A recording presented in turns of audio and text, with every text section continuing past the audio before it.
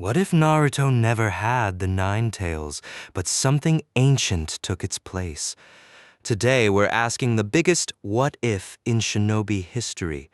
Naruto Uzumaki, champion of Konoha, powered by the living lightning of the gods. No fox chakra, no red cloak, just one word and the heavens answer. Let's get into it. Chapter 1. The night the fox didn't come, the village of Konoha burned on a Tuesday, not in the clean, storybook way that fire burns in paintings. A bright orange sweep across a heroic background, everything illuminated, nothing truly lost. This was the real kind of burning. The kind where smoke fills low before flames fill high, where people can't breathe before they can see the source, where the screaming comes from directions you didn't expect. Districts that had stood for 3 generations became rubble in minutes. Evacuation routes became bottlenecks.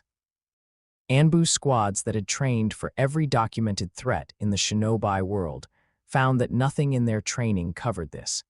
Because nothing could cover this. Because the nine-tailed fox was not a documented threat so much as a force of nature that had simply, inexplicably, chosen to become someone else's problem tonight. The fourth Hokage moved like a god. Minato Namikaze had already accepted what he was going to do before he left the house. He had accepted it the moment he understood what had been released, who had released it, and what releasing it meant for the village his entire life had been organized around protecting. He was 24 years old. He had been Hokage for less than 3 years. He had a wife whose red hair he could still feel between his fingers from this morning, and a son he had held exactly twice, once in the delivery room, once when they brought the boy to Kushina so she could say hello and goodbye in the same breath. He thought about these things the way you think about them when you are moving too fast for thought to have any texture. Just flashes, just wait. The seal he had prepared, the Shikifujin, the dead demon-consuming seal, the culmination of a Fuinjutsu theory so advanced that only 3 people alive could have designed it and only one could execute it, would work like this. The Shinigami would come. The death god would put its hand through Minato's chest and use the spiritual pressure of that transaction, that enormous, terrible cost, to force the nine-tails into a vessel. The vessel had to be a newborn. The chakra of an infant was still organizing itself, still plastic, still capable of being reshaped around an addition as enormous as a tailed beast's essence. His son was 3 hours old. Minato reached the battlefield and saw the fox, and did not allow himself to feel anything about what came next, except the particular cold determination of someone who has already said goodbye. He performed the seal. The Shinigami came, vast, indifferent, colorless, smelling of something that had no name in any human language. It reached toward him with hands like the absence of warmth, and then something else came too. It arrived in the space between, the sliver of metaphysical time that exists when a door is almost closed but the latch has not yet caught. It had no form that the Shinigami recognized. It had no chakra signature because it did not operate through chakra. It was older than chakra, older than the sage of 6 paths, older than the taxonomy of techniques that the shinobi world had spent centuries building to make sense of power. The wizard was very old and very tired, and had been watching the shinobi world for longer than its oldest living member would have been comfortable knowing. He had watched because he had seen, in the deep pattern reading that came with his particular kind of age, that something was approaching. A convergence. A point at which the accumulated weight of grief and ambition, and the very human talent for turning pain into philosophy and philosophy into weapons, would reach a kind of critical density, and either break the world or require someone to hold it together while the breaking was repaired. He needed a champion, not a general, not a leader with a plan. A champion, someone who would stand at the exact fulcrum point of catastrophe and hold not because they were ordered to, not because they calculated that holding was optimal, but because they simply could not imagine doing anything else. He looked at the newborn child. He looked at what Minato was trying to do. He made a decision that he understood, with the full weight of his ancient wisdom, he would not live to see the outcome of. That was acceptable. Champions were not chosen for the chooser's benefit. The nine tails went into the seal, but not fully. What was sealed was an anchor, a fragment, a ghost of its essence that would sit latent for years, giving the boy nothing except a slightly elevated body temperature and a healing rate that would occasionally make academy nurses suspicious. Not a demon, not a source of power to be unlocked. Just a door that was sealed and would stay sealed in the space where the fox's full fury would have lived. The wizard placed something else, 6 gifts, each one ancient. Each one drawn from a mythology the shinobi world had never encountered, because they came from a different current of the same deep river, the same human need to imagine beings greater than themselves so that they could believe in becoming greater than they were. He placed them gently, carefully. The way you place something precious in the hands of someone sleeping who you need to trust with it. And over the seal, so faint that Minato felt it as nothing more than an unusual warmth in his fingers, the wizard wrote a word, SHAZAM, then he was gone. Minato died not knowing what had changed. He felt the seal complete. He felt his son take something. He felt the Shinigami close around his soul with the patient finality of something that has never been told no. He thought, in the last moment, Naruto, I'm sorry I won't get to know you. He thought, I hope you find out you were worth it. The boy grew up difficult and loud and fundamentally impossible to ignore, which was the particular revenge of children who have been told by the world that they are not worth noticing. Naruto Uzumaki pranked the academy on his first day, on his second day, and on the third day, Iruka-sensei caught him mid-execution of something involving a bucket, a rope, and the academy's primary water supply, and made him clean the entire building by himself without tools. Which took until 9 at night, and which Naruto spent talking at Iruka with the relentless, slightly manic energy of someone who has not had a real conversation in several days. Iruka had expected anger. He had steeled himself, on the walk home, for the careful, necessary guilt of looking at the fourth Hokage son, which everyone knew, in the open secret way that villages have of knowing things that are supposed to be protected, and maintaining the distance he had been told to maintain. He had psychologically prepared to treat this child as a security concern, as a container for something dangerous, as a problem to be managed. He had not prepared for the child to spend 4 hours cleaning and asking him questions about every single thing in the building. What was this scroll for? Why were the targets shaped like people and not animals? Did Sensei think the second Hokage was cooler than the first, or was it the other way around? What did ramen actually cost at Ikaraku's because he'd heard it was good but he didn't know if he could afford it? Iruka took him for ramen at 9:15 that night. He told himself it was a one-time thing. It was not a one-time thing. The strange thing, the thing that the few people paying close attention to Naruto noticed, noted in reports that were quietly filed in places where they would not cause public alarm, and tried to make sense of, was the way his body didn't respond to chakra training correctly. Not incorrectly, exactly.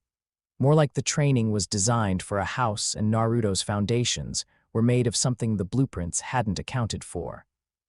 Walk-up-a-tree exercises required precise chakra control, releasing exactly the right amount through the soles of the feet to counteract gravity.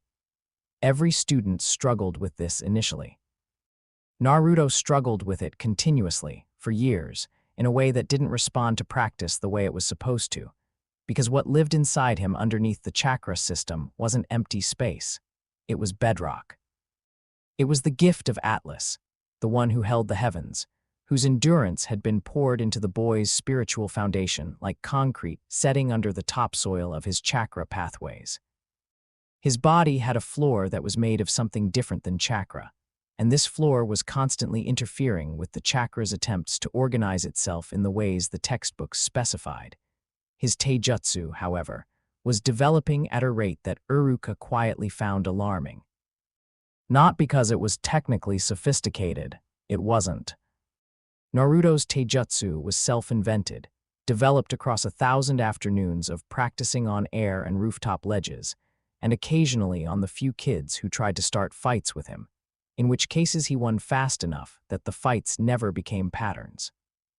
It was instinctive rather than trained, improvisational rather than systematic. but the speed behind it was wrong. The strength behind it was wrong.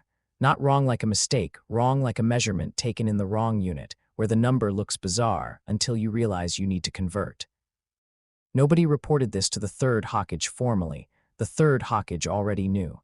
Kakashi Hatake had told him, and the third had read Kakashi's report 3 times, set it face down on his desk, and said to the empty room, "Minato, what exactly did you do?" No answer came through the window. The wind moved through the Hokage monument's stone faces without having opinions about it. Naruto was 7 years old on the night he said the word for the first time. It was October 10th, the anniversary. The village went quiet on this date in a specific way that had nothing to do with peace. A held breath quiet, a looking at the floor quiet, the quiet of 5,000 people simultaneously trying not to look at the same thing. He had learned, over his short life, to stay indoors on October 10th. To not give people a reason to remember what day it was by being visible on it. But tonight he was on a rooftop anyway, because being indoors alone felt worse than being outdoors alone, and at least on the roof there was sky. He had a rice ball he'd saved from lunch. He was eating it slowly, looking at the stone faces of the Hokage on the mountain, trying to organize his feelings into something manageable. What he usually tried to feel was anger, because anger was clean and had direction, and kept the other feeling from taking up all the space. The other feeling had no name he could use at 7 years old. It was a hollow thing. It lived under his ribs and made him feel like there was supposed to be something occupying that space, and there wasn't, and had never been. And he didn't know what it was called, but he knew it was the real thing, and anger was the cover story. He stared at the mountain. The fourth Hokage's face looked back at him from the stone, calm and carved and completely unbothered by the fact that Naruto had been looking at it for years, trying to figure out why a dead man's face felt like a question he should know the answer to. Something shifted inside his chest. It felt like warmth, not temperature, but the concept of warmth, warmth as a thing that has weight and presence, warmth that pushed against the inside of his ribs with a kind of urgent patience. He had felt it before, occasionally, in flickers. When Iruka-sensei laughed at something he said without it being pointed, when Chuchai at the ramen stand refilled his bowl without being asked, in those small, accidental moments when the hollow feeling got briefly, confusingly full. But this was not a flicker. This was a door opening, in a place that wasn't quite his mind and wasn't quite his chest, somewhere in between, somewhere he didn't have a word for. He heard something old, very old, like stone that had learned to speak, but gently. You were chosen, not by accident, not by circumstance, by recognition, because what you carry inside you was already there before the seal, before the night, before any of this. The courage was yours first. The rest is what we're adding to it. When you're ready, say it. Naruto sat very still on the rooftop for a moment. He was 7 years old and had grown up with nobody offering him anything without a catch. He waited for the catch. He examined the warmth inside his chest for hidden costs. He listened for the part where the voice said, "But first, or in exchange, or if you prove yourself." Nothing, just say it. "Okay," said Naruto, to the sky, to the stone faces, to nobody in particular. "Okay," he said the word. The lightning came from a sky without clouds. It came the way a river comes, not from above, but as though it had always been present and was only now choosing to be visible. A column of white gold light that hit him directly, specifically, with the precision of something that had been aimed, and the warmth inside his chest that had been building for 7 years became, all at once, everything. The rooftop cracked under the force of the landing. He stood in the new air, taller, broader, wearing a uniform that shouldn't have existed, couldn't have been purchased or tailored or won in any fight, yet fit perfectly because it was not made of fabric but of something more fundamental. Orange and red, because those were the colors already inside him, the colors of his jumpsuits and his ambition and the particular warmth he had always carried. A white lightning bolt across his chest, brilliant against the red, because some symbols exist before the people who need them and simply wait. His blonde hair, unchanged but wilder, charged. His whisker marks, 3 on each cheek, the birthmarks nobody had ever explained to him, still there, still his, because the lightning had not erased him but expanded him. He looked at his hands, large, steady, capable of crushing stone. These were a man's hands on a boy's soul, and he turned them over slowly, examining them, and felt the extraordinary sensation of taking up exactly the right amount of space in the world. Whoa. He said, and his voice was his but deeper, carrying authority like a second layer of sound underneath the first. He flexed his fingers. He looked at the Hokage monument from his new height. He grinned. It was the same grin, the enormous, unhesitating, all-or-nothing grin that would one day be recognized across 5 nations. It was completely unchanged. Whatever else the lightning had made him, it had not made him someone who grinned differently. He said the word again. The lightning came again, this time in reverse, pulling back up into the clear sky, and he was 7 years old, crouched on the cracked rooftop with his rice ball crushed in his suddenly small fist, the night cold again around him, the stone faces looking down from the mountain. He sat very still. Then he said it again, back, said it again, forward, again, back. The Anbu assigned to passive observation of Sector 9 that night filed a report at midnight that their supervisor read 3 times before walking it directly to the 3rd Hokage's private office. The report described, in the careful, reluctant language of people trained to document what they observe regardless of whether they have a category for it. Repeated lightning strikes, clear sky, direct contact with subject, no apparent injury. Subject appeared to find this amusing. The 3rd Hokage read the report, set it face down next to Kakashi's old report, looked at the window for a long time. Minato, he said very quietly, and this time it wasn't a question. This time it was almost relief. You gave him something to hold on to. He practiced for 3 months before anyone caught him doing it on purpose. Not secretly, Naruto was not and had never been a child capable of full secrecy. He was too loud, too physical, too delighted by his own existence to be properly covert. He practiced on rooftops at night because rooftops at night felt like his territory, and because the only reason to not practice was if the thing was dangerous, and the thing, as far as he could tell, was not dangerous to him at all. He tested it systematically in the way that 7-year-olds test systems, by pushing every variable until it broke. He said the word, and then tried to walk up the tree outside the academy, and his control improved dramatically in the divine form, because the Atlas Foundation and the divine energy worked together rather than at cross purposes in that body, and the chakra had somewhere proper to anchor. He said the word and ran as fast as he could, and found that as fast as he could was considerably faster than it had any right to be. He said the word and climbed to the top of the Hokage monument, which was prohibited, technically, but not enforceable when the person doing it moved at speeds that made Anbu response times academic, and stood on top of his father's stone head and looked at the village spread below him and felt. For the first time in his life, something that he did not yet have the vocabulary for but that lived in the same neighborhood as belonging. He looked down at Konoha from the crown of the 4th Hokage's monument, lit from within by stolen lightning, whisker marks bright in the clear night air. I'm going to protect all of you, he said, to the sleeping village, to the unlistening rooftops and the dark training grounds and the ramen stand with its light still on. Even if you don't want me to, even if you never know it's me doing it. He paused. The wind moved through his hair. Especially then, actually. I'm going to be the reason you're safe and you're going to think it just happened on its own, and then one day I'll be Hokage and you'll find out it was me the whole time. He considered this plan. Okay, that's a terrible plan, he said, but I'm keeping it.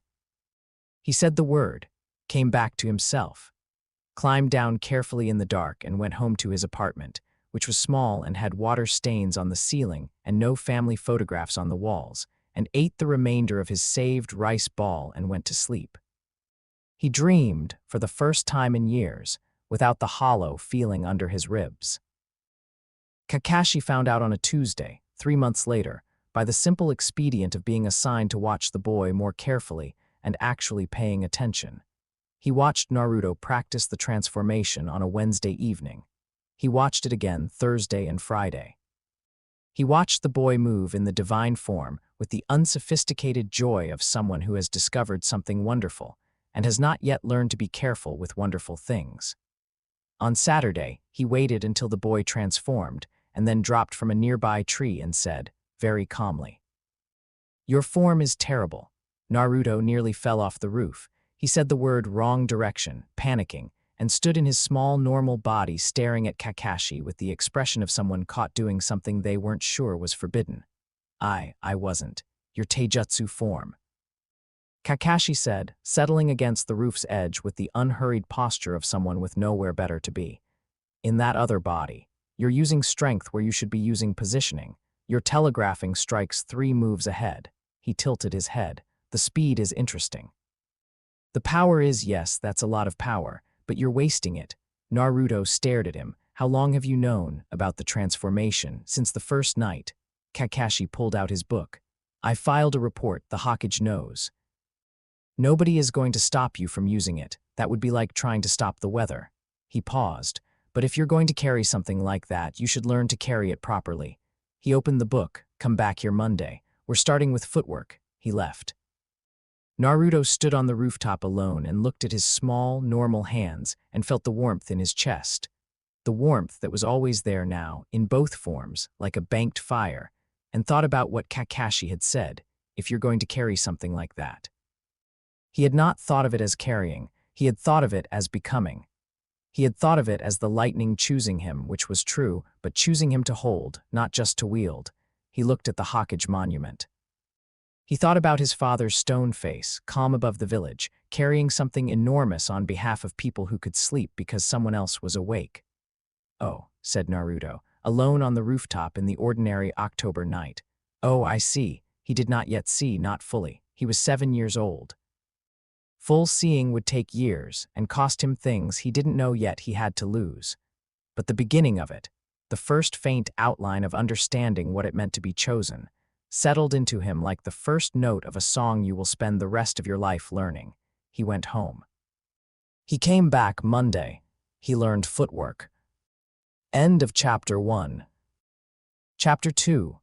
The weight of a word. There is a particular kind of education that happens in the space between what you are taught and what you learn.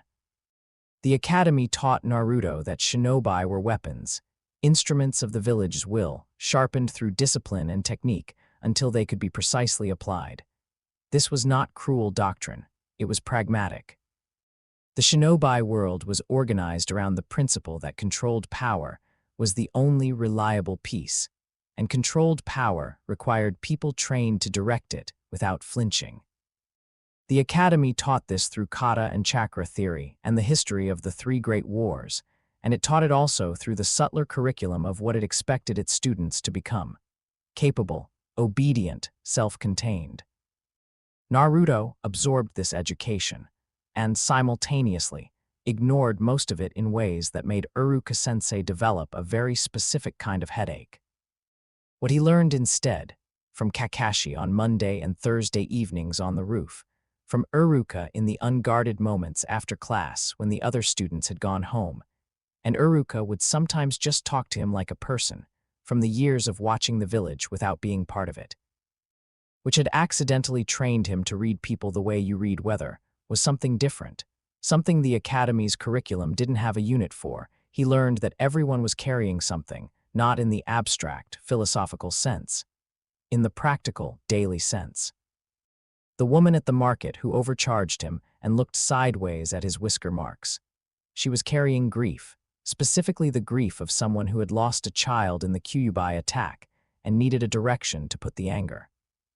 The old man who sat outside the ramen stand and sometimes nodded at him when nobody was looking. He was carrying guilt, the guilt of someone who had known better than to treat the boy badly and had done it anyway out of social cowardice, and who now tried to balance the account in small transactions. The children in his class who excluded him from their lunch groups, they were carrying their parents' fear, which had been handed to them so early they didn't know it wasn't their own. The wisdom of Solomon did this. Not in the dramatic, all-knowing way of a story's magical gift, not as a voice in his head providing annotations, not as sudden, total comprehension, more like a tuning. Like the world's emotional frequency had always been present and audible, and he was simply, gradually, developing the ear to hear it clearly. It made him, paradoxically, both harder to hurt and more easily affected. He understood too well why people did what they did to him, which made him unable to sustain proper hatred. And understanding why someone hurt you did not stop it hurting, he channeled most of this into becoming an extremely irritating training partner. Kakashi, who had anticipated a student who needed to be humbled, got a student who needed to be directed, which was a subtly different and considerably more interesting problem. Naruto's physical capabilities in his normal human form were at the high end of genin standard by the time the academy curriculum put him in his final year. Faster than most, stronger than most. With a recovery rate that meant he could train longer than was reasonable and not suffer the consequences that should have followed. This was the Atlas Foundation expressing itself within the limits of an unactivated divine form. His chakra control remained persistently imprecise, not improving at the rate it should, because the divine bedrock kept interfering with the chakra's organizational attempts. Kakashi worked around this, rather than fighting it. He designed training that used large, forceful techniques, rather than delicate ones. He focused on movement, on the Mercury gift, which expressed as a kind of instinctive spatial awareness, even in normal form, an ability to be where he needed to be in a fight before he had consciously decided to be there. He taught Naruto to treat the battlefield like a conversation, reading it, responding to it, understanding that every opponent was telling you something about themselves through how they fought, and that Solomon's gift could hear the telling. You're not just physically fast. Kakashi told him one evening, after a sparring session in which Naruto had blocked a strike that Kakashi was genuinely fairly confident had been too fast to block. Your reaction time is reading something I'm not seeing. What are you seeing? Naruto sat down on the training ground and thought about this with the focused squint he wore when he was taking a question seriously. You shifted your weight before you threw the strike, he said finally. Not much. But your right shoulder dropped and your center of gravity moved back, which meant the power was going to come from rotation, which meant it was going to be a wide arc, so I just went inside it. Kakashi was quiet for a moment. I've used that variation 4 times in this session. I know. The first time I missed it, second time I caught it late, third time I caught it in time but went the wrong direction, fourth time I went the right direction. Naruto looked up. Is that the Solomon thing? Because it feels like I'm just watching. Watching and processing, Kakashi said. Most people see, you're reading, he paused. It's going to get better as you get older. Right now you can read individuals. Eventually you'll read groups, formations, battle patterns. He looked at the boy with the particular expression he wore when he was thinking something he wasn't going to say out loud. What he was thinking was, Minato did this. He knew this child needed something to hold his own against what was coming. He knew about Nagato. He knew about Madara. He planned for this with the full knowledge of what it would cost him. You gave him something to become, old friend. I hope he gets the chance to become it. Go home, Kakashi said. You're early tomorrow. Naruto went home, pausing on the way to buy 3 rice balls from the market. Full price, because the woman who ran it needed the money more than Naruto needed the 200 ryo, and ate them on the rooftop and watched the stars and let the hollow feeling live under his ribs without fighting it. He was getting better at that, at letting feelings exist without having to do anything about them immediately. He was still not good at it, but better. He graduated on his 3rd attempt. The clone jutsu had defeated him twice. It required chakra control that was, for Naruto specifically, like threading a needle with fingers that were slightly the wrong size for the needle. Not impossible, but requiring an adjustment that took time to learn. What ultimately got him through the exam was not an improvement in chakra control, but a Kakashi-suggested modification. Instead of trying to produce the standard 3 clones, he learned to produce one very stable one, channeling a slightly larger amount of chakra in a more controlled flow. Trading quantity for reliability. Iruka passed him. Naruto did not shout or jump or do the victory dance he had planned, which had involved a specific combination of movements he had been rehearsing for 2 months. He just stood in the examination room holding his headband and looked at it, and the silver of the metal leaf symbol reflected back a distorted, upside-down version of his face, small, blonde, whisker-marked. He looked at Uruka. Uruka looked like he was trying very hard not to have an emotion in front of a student, which Naruto recognized because he had spent most of his life doing the same thing. "Sensei," Naruto said. He had been planning to say something else, something funny, something that would break the weight of the moment into manageable pieces. Instead, he said, "Thank you for the ramen, for all the times you came back." He put the headband on. "I'm going to be good at this." Uruka, who was absolutely not having an emotion, said, "I know you are." Team 7 assembled on a Tuesday morning on the roof of the academy, which was the assigned location for team introductions, and which Naruto arrived at first, 17 minutes early, and proceeded to spend those 17 minutes doing handstands on the railing while thinking about what kind of first impression he wanted to make. Sasuke Uchiha arrived second, 11 minutes early, sat on the far end of the bench without acknowledging Naruto's presence, and spent his waiting time examining his own hands with an expression that Naruto's solemn and tuned perception read immediately and accurately as grief. Wearing the armor of contempt, he had known peripherally about the Uchiha massacre. The village knew. It was not a secret, it was too large to be a secret, the disappearance of an entire clan overnight, the single survivor found in the compound by the response team. What was not discussed was the specific mechanism, because the specific mechanism was classified. What was discussed, in the way that children discuss disasters they don't fully understand, was Sasuke, his silence, his performance, the way he was clearly extraordinary and clearly hollowed out, like a vessel that had been emptied and was now measuring its own absence. Naruto looked at Sasuke and understood, with the uncomfortable clarity that Solomon's gift made routine, that this was someone who had decided grief was a forge rather than a wound, who was heating himself in it deliberately, trying to be hardened rather than healed, because hardening felt like honoring the dead and healing felt like forgetting them. He had tried the same thing. It didn't work the same way for everyone. Naruto did not say any of this. He did a handstand on the railing and said, "Hey, Uchiha, but you can't do this." Sasuke looked at him with precisely calibrated disdain. "I have no interest in, I know," said Naruto. "I'm doing it anyway." He walked his hands down the railing and back again. Sasuke watched despite himself. Sakura Haruno arrived exactly on time, assessed the situation with one comprehensive look, and sat down in the middle of the bench with the bearing of someone managing a situation rather than participating in it. Kakashi arrived 47 minutes late, read their expressions with the one visible eye of someone who had been reading rooms for 20 years and said, "Good morning. You all look like you have opinions. That's fine. Opinions can be useful." "You're late," said Sakura. "I am," agreed Kakashi. "Why, I was delayed," said Kakashi, who had in fact spent the extra time sitting on a rooftop watching the three of them and taking notes, "by something I couldn't control." He settled against the railing across from them. "Tell me about yourselves." The C-rank mission to Wave Country was supposed to be boring: escort a bridge builder, stay with the client, return to Konoha. The kind of mission that filled the early weeks of a new team's deployment, low stakes and logistically simple, designed to build coordination and trust in a controlled environment.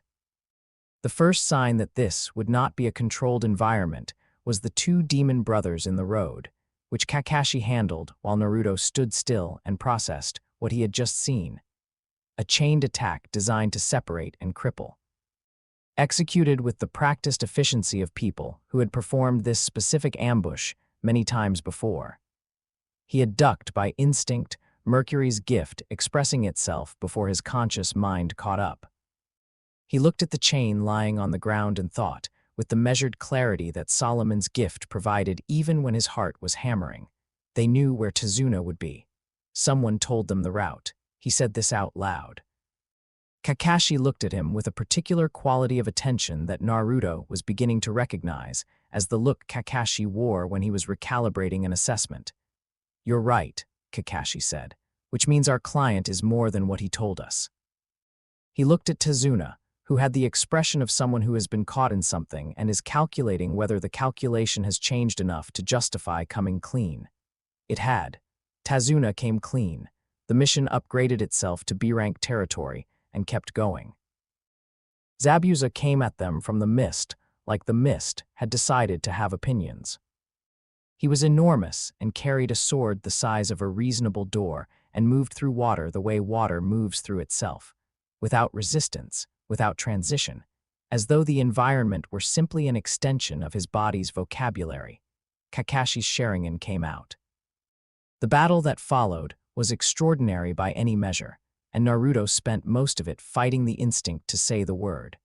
Because the word would end the fight and probably the forest around the fight, and possibly the bridge they were supposed to be protecting. And Kakashi had been very clear. You have a large hammer. Not everything is a nail. Learn when the problem needs precision and when it needs power. This needed precision. He held himself in human form and moved at the edges of the battle, using Mercury's residual speed to pull Sakura and Tazuna away from the combat radius. Watching Kakashi work with the Sharingan copying technique that turned every move Zabuza made into a move Kakashi had already prepared a response for, he was watching the mist. He was watching the mist because the Solomon gift was saying, there is something else. Somewhere in the mist there is another presence, smaller and faster and not here by accident. The hunter Nin appeared out of the trees. Haku was, Naruto's immediate assessment told him, approximately his own age. Which should not have been possible, standing there in hunter Nin mask and robes, radiating the kind of calm that was not peace but its counterfeit. The calm of someone who has decided that their life has a single acceptable purpose and arranged themselves around it. The calm of a person who has given themselves away entirely to someone else's survival. The Solomon gift made this very clear, and the understanding hit him somewhere behind his sternum, sharp and familiar. I know what that looks like. I've been living next to that my whole life. The ice mirrors went up. There was no warning, not really. One moment the mist was just mist, and then there were senbon and there were mirrors made of something that was absolutely not natural water ice, crystalline and perfect and arranged in a sphere with Naruto at its center. Naruto moved, Mercury's gift expressing in his human form as he tracked the flickering presence inside the mirrors, the reflection within reflection movement of someone who was fast enough to appear to be in multiple places simultaneously. Almost fast enough. 3 senbon hit him. 2 in the arm, 1 across his jaw. He registered the sting of them and the warmth of the blood starting down his chin and thought, distantly, those would have killed someone without the Achilles foundation, and then stopped thinking about that and started thinking about what he needed to do. He had 2 options, say the word. Fill this sphere with divine lightning. End the battle in the next 12 seconds with absolute certainty and potentially destroy a meaningful radius of forest, or stay human and find another way.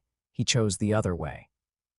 Not because it was safer, it was considerably less safe for him personally, but because inside the mirror, every time the flickering presence paused at the moment of a strike, he could see just barely the eyes behind the mask, and the eyes were not the eyes of a weapon.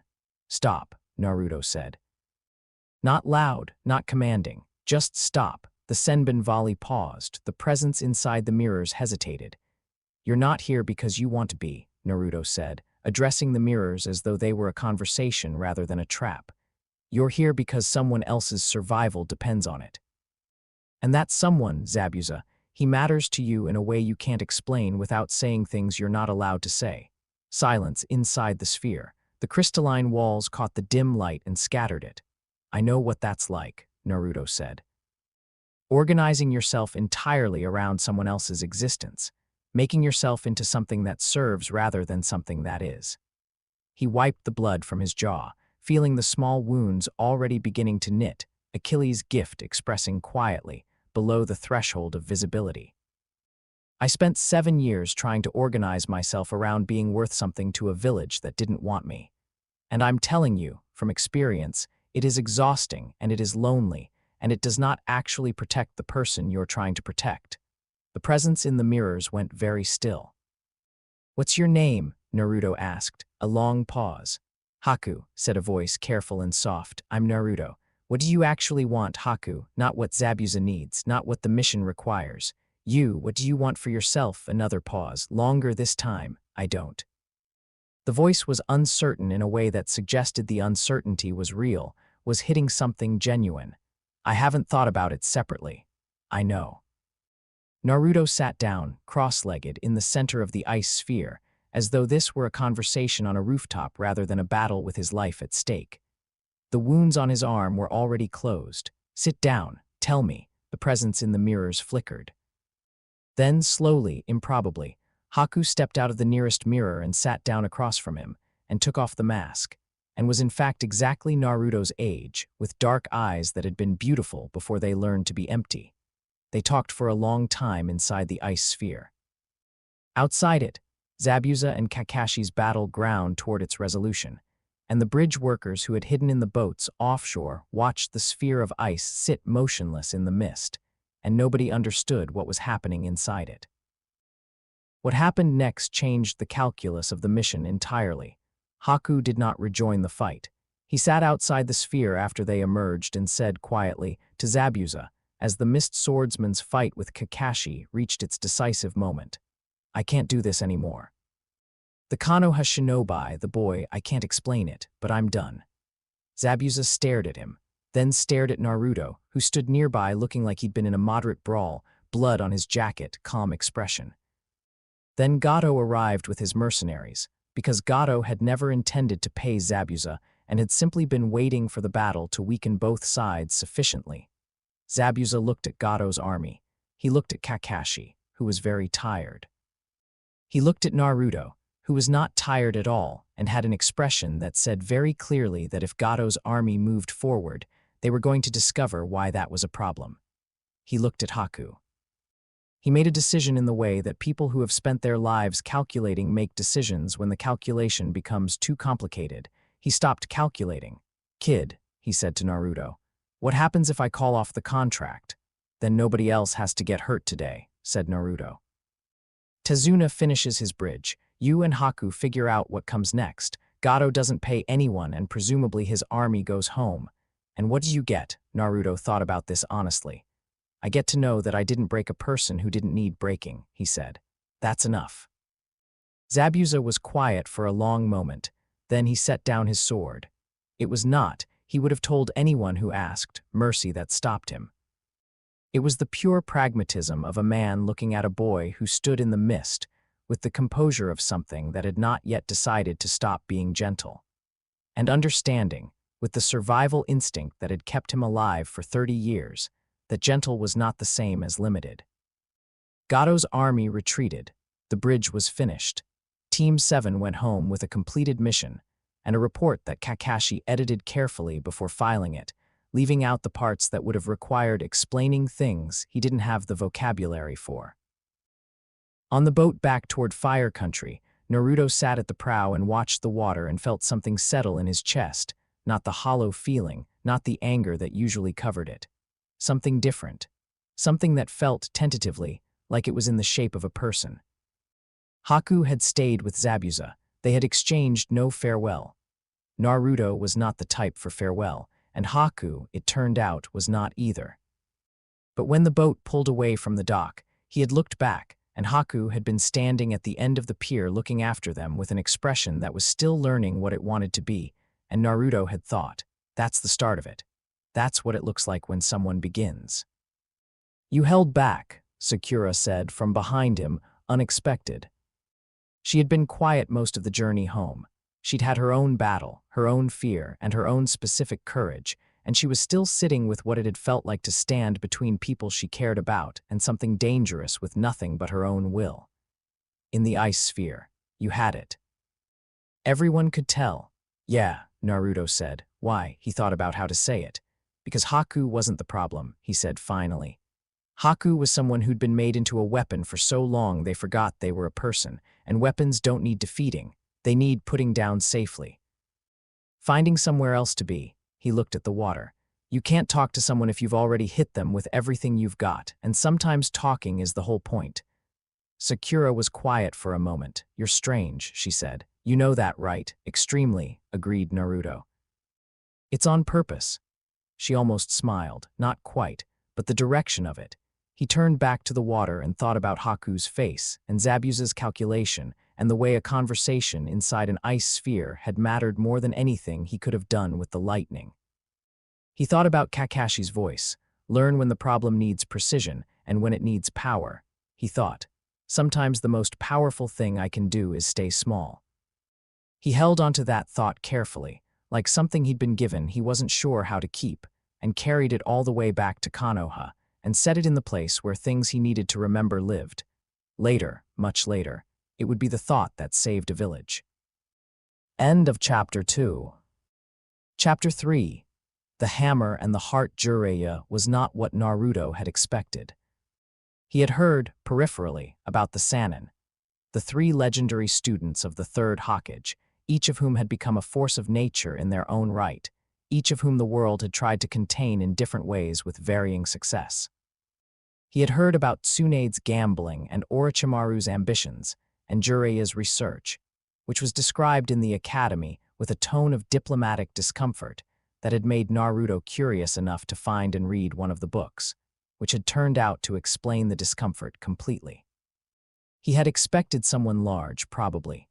Dramatic. The kind of person whose legend arrived before they did.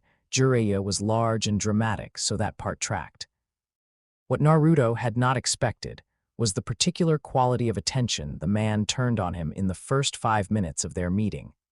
The assessment of someone who was simultaneously processing a great deal of information and feeling a great deal about most of it, and who had learned to keep both processes running in parallel without letting either one compromise the other.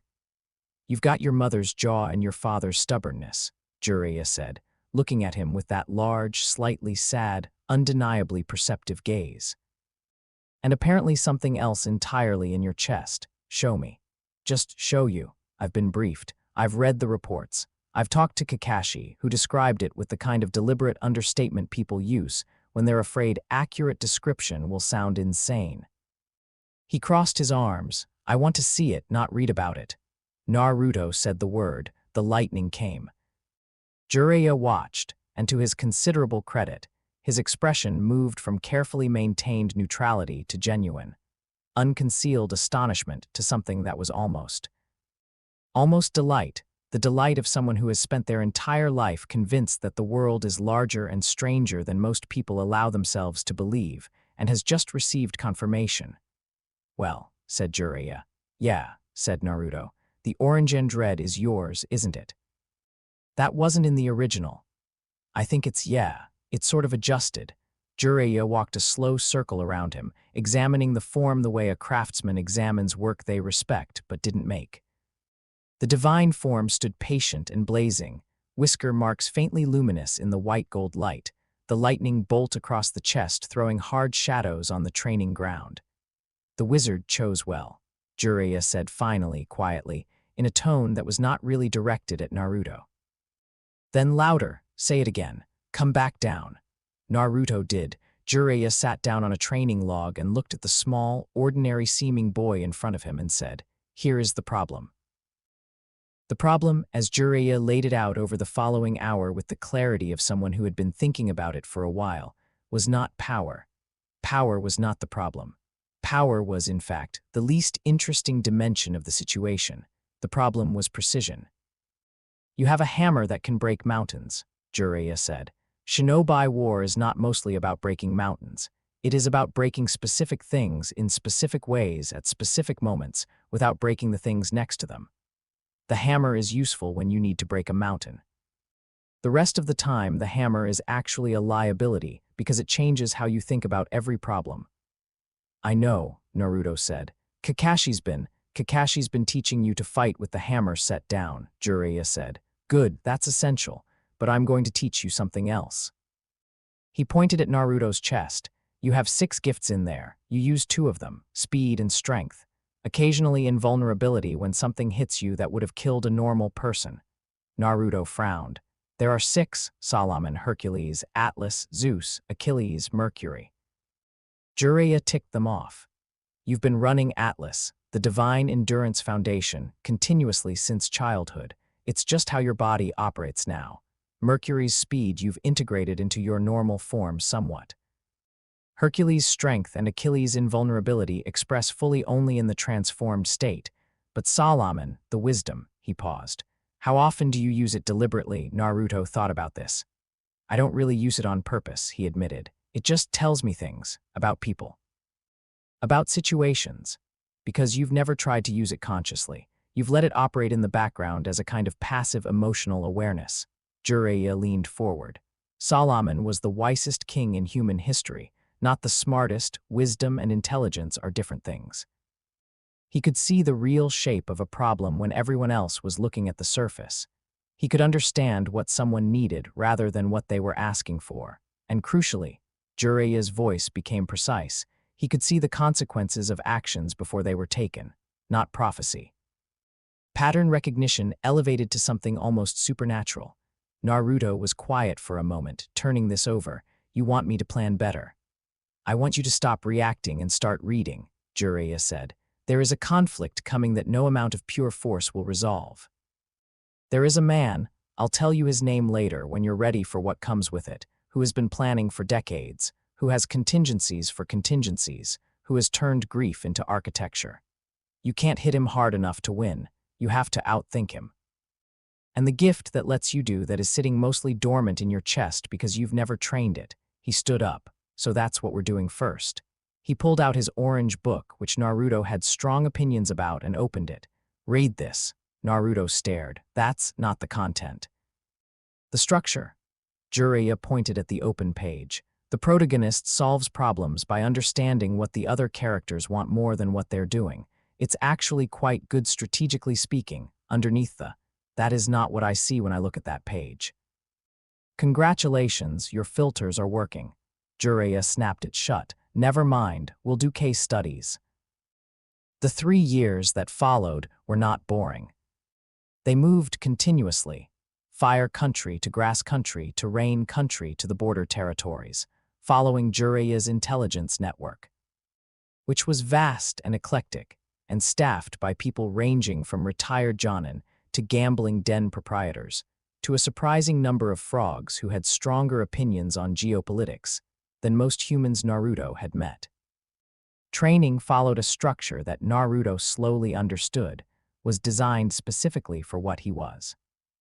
Morning was shinobi fundamentals, chakra control improvement, still imprecise, always imprecise, but less disruptive than before. Ninjutsu that suited large chakra volumes over delicate manipulation. The Rasengan, which Jiraiya introduced in the 2nd month, and Naruto spent 6 weeks mastering because the control required was exactly the kind of forcing function his chakra needed.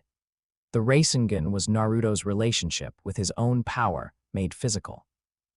A spinning sphere of chakra, held by will and rotation rather than molded into a shape. You could not perform the Rasengan and remain unaware of your energy. It demanded that you be in constant active dialogue with it, adjusting and correcting, always present.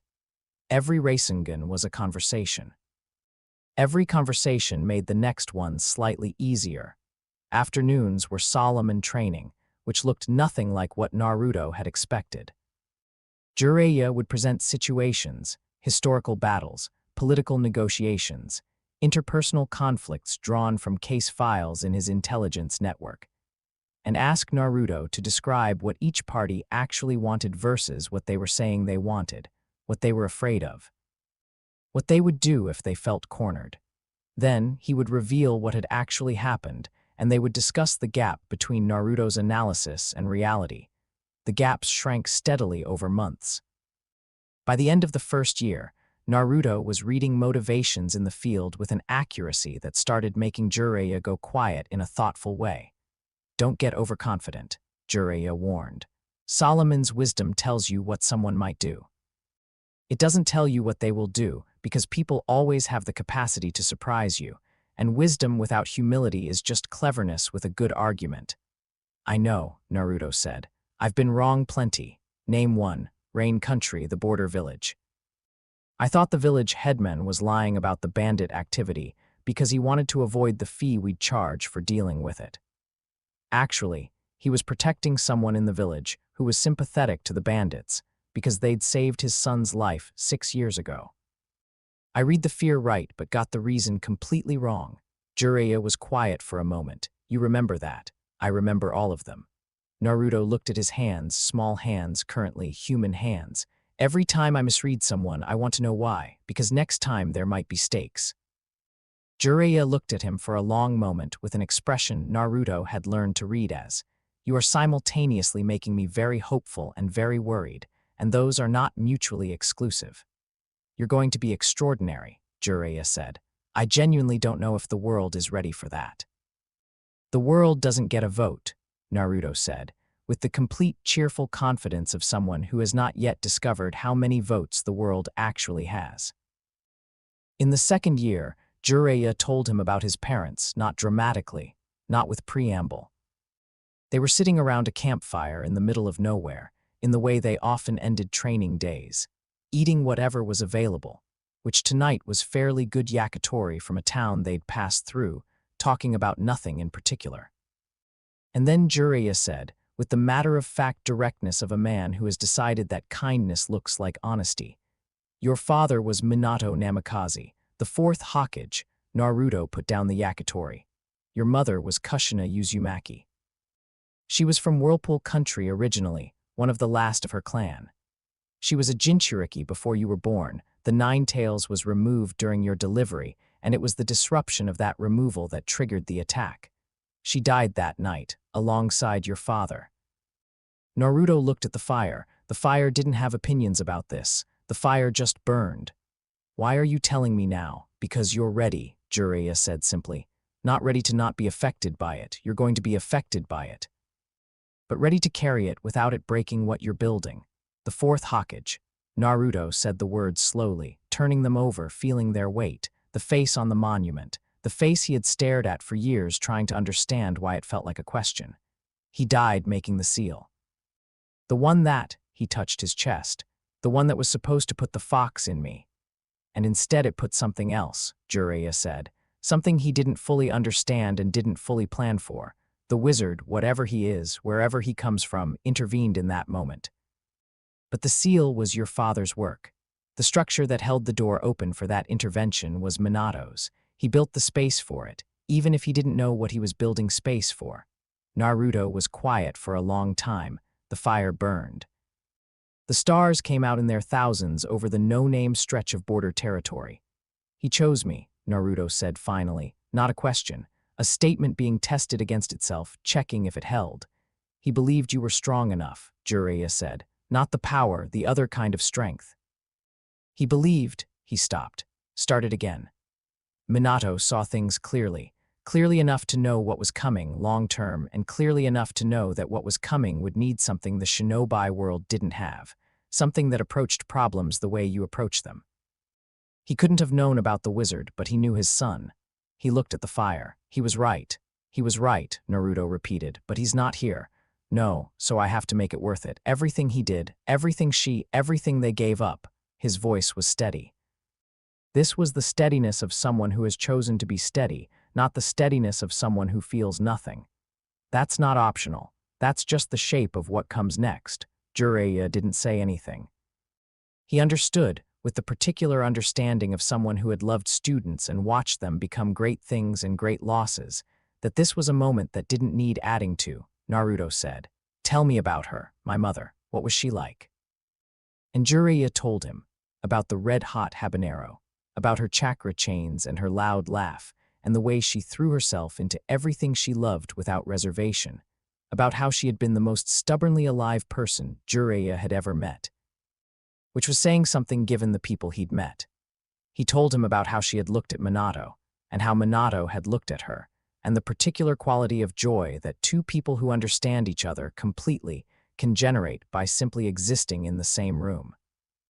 Naruto listened without interruption. When Jiraiya finished, it was late and the fire had burned low, and Naruto said, very quietly, "She sounds like she would have been embarrassed by my pranks." "Absolutely," Jiraiya agreed. "She also would have laughed at every single one of them when she thought you couldn't hear." Naruto smiled at the fire. It was a different smile than his usual, quieter, looking inward rather than outward. "Okay," he said. "Okay." 3 weeks after the campfire conversation, they passed through the country near the border of Wave, which was not on their route but which Naruto asked to detour through on grounds he didn't specify. They stopped in a small clearing outside the city that had grown around the bridge Tezuna had finished. There was a memorial stone here, new, simple, carved with a name and 2 dates and a line that read, "He found his own path, Haku's stone." The hunter Nin had died in the months after Wave, not in Konoha's service and not in the mists. In the no-man's land of someone who had finally been a person rather than a weapon and had not yet fully learned how to survive as one. The circumstances were recorded in Jiraiya's network as ambiguous. What was certain was that the ending had been on his own terms. Naruto stood in front of the stone for a long time. The promise he had made, the one he hadn't said out loud in the ice sphere, but had felt in his chest when Haku had taken off the mask, rose in his memory with the clarity of something that had been sitting patiently, waiting. I won't let that be the whole story. People who have been made into weapons and shown something else, I won't let it end there. Not for the next one. Not again. He crouched and touched the stone. I'm going to get better at this. He said, to Haku, to the clearing, to the part of himself that was still 7 years old on a rooftop with the hollow feeling under his ribs. I'm going to get better at finding people before the ending has already been written. He stood. He looked at the clearing, at the light through the trees, at the ordinary, beautiful world that people like Haku had deserved to live in and hadn't gotten enough of. He said the word. The lightning came down in the empty clearing, not destructive, not demonstrative, just present. The divine form blazed with the orange and red that was unmistakably his. The whisker marks luminous. The lightning bolt across his chest, throwing white gold light through the spaces between the trees. He stood in that form and let the grief of it move through him and out again, using the Achilles' courage not to fight the feeling but to hold it without being crushed by it. Then he said the word again, came back to himself. Jiraiya was standing at the edge of the clearing, having had the wisdom to follow silently and the wisdom to not speak. Let's go, Naruto said. They went. The Chunin exams were, from Naruto's perspective, a study in strategic self-restraint. He passed the written exam not through technique, but because the Solomon gift made reading the room behind the questions, understanding what the examiners were actually testing versus what they claimed to be testing, straightforward. He navigated the forest of death by tracking the emotional signatures of the other teams through the sage awareness he'd been cultivating, which let him avoid 3 ambushes that he would have had to fight through had he been operating on normal human perception. Orochimaru found him anyway. Or rather, Orochimaru found Team 7 anyway. It was Sasuke he'd come for, and Naruto had already felt the presence moving through the forest like cold water and had repositioned accordingly. He was there when Orochimaru moved on Sasuke. He was between them. Orochimaru looked at him. Naruto looked at Orochimaru. The Sannin applied a technique, not a curse mark this time, but a killing intent so concentrated it had physical dimension, a wall of psychological pressure designed to shut down the nervous system of anyone with insufficient will. The kind of killing intent that left experienced Jonin unable to move. Naruto stood in it. The Achilles' gift was not only physical invulnerability. The courage of the divine hero extended to the spirit, to the capacity to face what should be overwhelming without the circuits that manage overwhelming blowing out. He felt the killing intent the way you feel a very strong wind, real, present, requiring acknowledgement, not paralyzing. He said conversationally, "That's a lot of effort for intimidation. What do you actually want?" Orochimaru was quiet for a moment. Behind those snake gold eyes, Naruto's Solomon gift read, surprise, then assessment. Then the recalibration of someone encountering a data point that doesn't fit their model. What are you? Orochimaru said. It was the same question he'd asked the animal path bodies years later, asked here for the first time, with genuine scientific interest beneath the menace. Naruto Uzumaki. Naruto said, in a tone that communicated clearly that he had been answering this question his entire life, and it had not yet become less of a complete answer. Future Hokage, you're Orochimaru of the Sannin, you want Sasuke's body.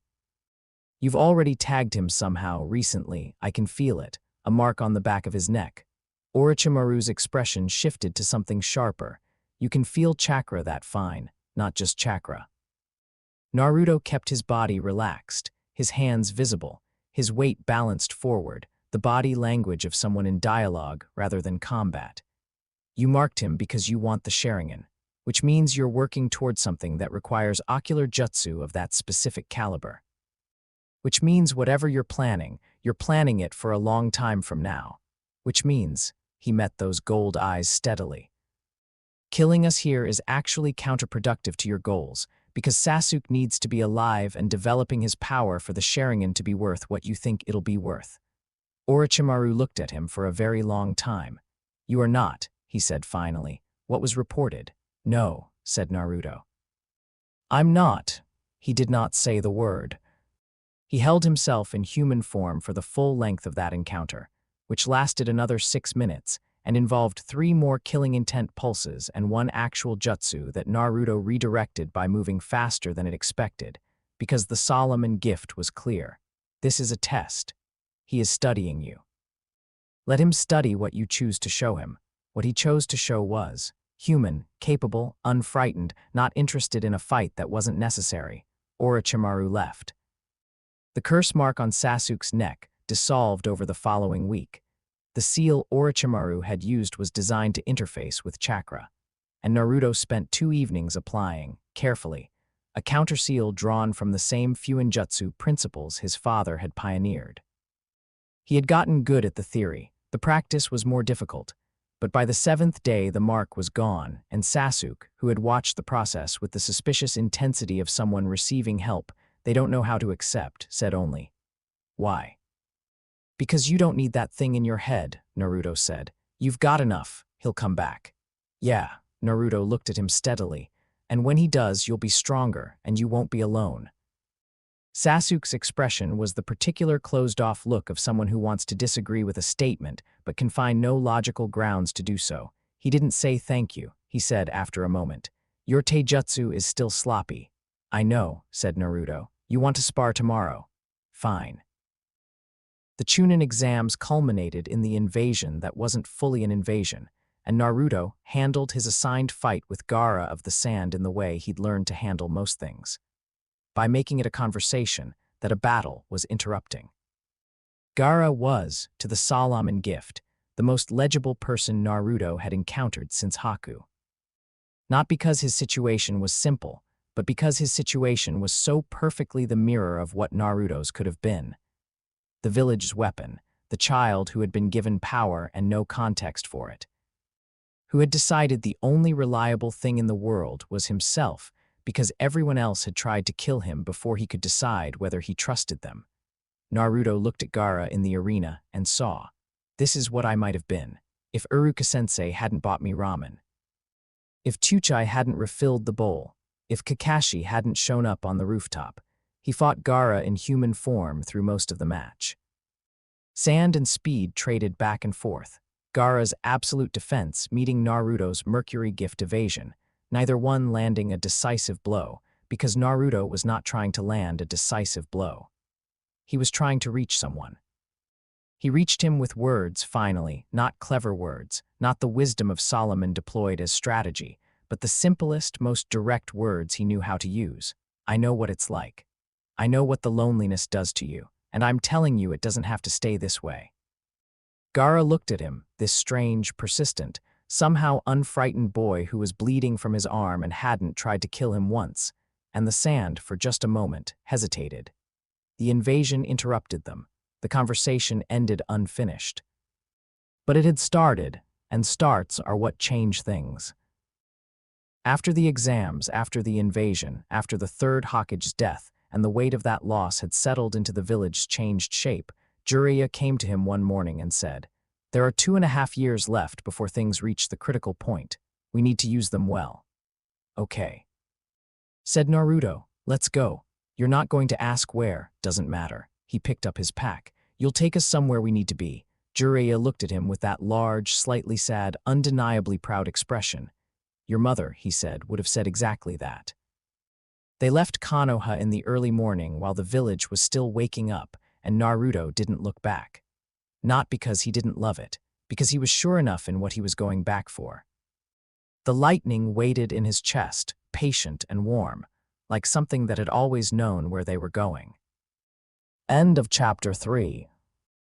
Chapter 4. 6 Paths. One storm pain arrived on a Thursday morning when the sky was too blue to be trusted. The attack began at the outer gate, not with infiltration, not with the careful, strategic entry of someone trying to minimize their footprint, with erasure. The Diva Path raised one hand, and the outer gate, and the 50 meters of wall on either side of it, became briefly airborne and then became rubble. And the 2 Anbu who had been at their posts became respectively concussed and unconscious in the tree line east of the road. The 5-second alarm reached every corner of Konoha instantaneously. What followed was the orchestrated chaos of a village built for exactly this. Evacuation channels activated, sector captains deployed, medical teams repositioned, the 3rd, now 5th, Hokage already moving through emergency protocol channels. Tsunade's voice through the coordination network was the voice of someone who has survived catastrophes before and intends to survive this one. Clear, directed, no space in it for fear.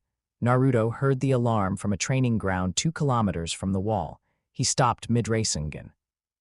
The partial sage awareness that lived at the constant low edge of his perception, the expanded sensory field that 2.5 years of careful training had made as natural as breathing, told him what he needed to know before the alarm's meaning had fully processed. 6 presences. Not one. Structured, arranged at deliberate intervals around the village's perimeter, each entering from a different vector simultaneously, each carrying a chakra signature that was wrong. Not wrong like illness, wrong like imitation. Like the signature of living chakra being broadcast through a mechanism, it was never designed to inhabit, pain bodies, the intelligence briefings had called them. 6 corpses, animated and directed by a single will from a distance, each one carrying a distinct ability, each one a weapon. And underneath the 6 at the edges of his sensor range, a 7th presence, stationary, several kilometers outside the village, vast and still the way a reservoir is still, not empty, not calm, simply enormous and contained and waiting, Nagato. Naruto had read everything Jiraiya's network had compiled on the Akatsuki. He had read it twice with his full attention, and once more with Solomon's gift fully engaged, reading not just the facts but the pattern underneath the facts. He knew Nagato's history. The Rain Country Orphan, Yahiko, Konan, the formation of the original Akatsuki as a peace organization, Yahiko's death, the shattering, the rebuilding of something with the same name and opposite philosophy. He knew, with the uncomfortable clarity that Solomon provided, that Nagato was not a monster. He was a person who had been broken so completely and so young that the breaking had become his philosophy, organized, intellectualized, made into a doctrine. He also knew, with equal clarity, that doctrine built from broken places could destroy entire cities, while sincerely believing it was saving the world. He moved. The animal path was in the eastern sector when he arrived, surrounded by summoned creatures that had occupied 3 Anbu squads and were very efficiently winning. Not through raw power, but through the particular intelligence of controlled summons directed by a Rinnegan user. Each creature positioned to deny retreat and compress the combat space. Naruto arrived in human form, dropped into the compression zone in the middle of it, and spent 34 seconds relocating the problem. He hit the largest summon, a multi-headed dog the size of a small building, with a Rasengan that he had been building for the last 30 seconds of his run. The impact dispersed the summon in a concussive wave that the Anbu teams felt in their boots. He moved left before the wave cleared, Mercury's residual speed carrying him through the smoke to the flank of the centipede summon, which he dealt with differently. Not with force, but with geometry, using the narrow street to his advantage, getting underneath it. Leveraging it into a wall at an angle that the creature's own mass worked against, the chameleon he found by the absence of wind. 40 seconds after his arrival, the Anbu squads had room to breathe. The animal path was looking at him. Naruto looked back. The Rinnegan eyes, concentric rings within rings, purple-gray, ancient, occupied, tracked him with the mechanical precision of a targeting system. He felt the path's chakra extend outward in a probing tendril that said, to his sage awareness, "It is trying to find what I am, trying to interface." He was ready to speak. He opened his mouth. The path raised both hands and the remaining summons repositioned. The Solomon gift, read the micro-movements. It received an instruction. Nagato saw the Anbu clearing and recalibrated. He doesn't want conversation yet. He wants data.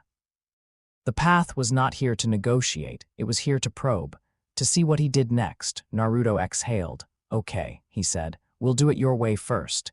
He said the word. The transformation hit the eastern sector like a second alarm.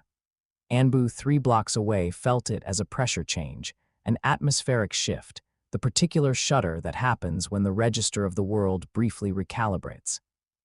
The remaining summons froze. Animals know, below the level of training or instruction, when something in the nature of their environment has upgraded. He stood in the orange and red, blazing from within, the white lightning bolt blazing across his chest, the whisker marks faintly luminous, his blonde hair alive with residual charge. He was taller, broader, occupying space with the absolute presence of something that has stepped out of the symbolic and into the physical. The divine light threw hard shadows in every direction because it was coming from inside him, not from above. He looked at the animal path. He was breathing steadily. The Solomon gift was still running, still reading, now amplified by the divine clarity that the transformation brought. It was like the difference between hearing through a wall and hearing in an open room. He could feel the 6 presences around the village now without effort, could feel the distant, enormous stillness of Nagato beyond the wall, could feel the particular pattern of Konan somewhere above, angelic and cold, waiting. The animal path summoned something large. He dealt with it. Then the next thing, then the next. The battle that followed across the eastern sector did not look, to witnesses, like what they expected a battle with a divine champion to look like. There was no single enormous decisive strike, no mountain-shattering display. What there was, instead, was a methodical, almost patient dismantling. Naruto moving at Mercury's speed through the chaos, using Hercules' strength in the precise, controlled increments that Kakashi had spent years teaching him to favor over brute application. Always reading the next move through Solomon's amplified awareness before it arrived, the animal path through the chakra-absorbing rods. They hit him. The Rinnegan's influence traveled along the black rods and reached the divine energy and stopped. Magic was not chakra. The Preta path's absorption worked because chakra was a natural energy with defined properties that the Rinnegan's mechanism could interface with. The divine lightning was not natural energy in any sense the Rinnegan's architecture had been designed for.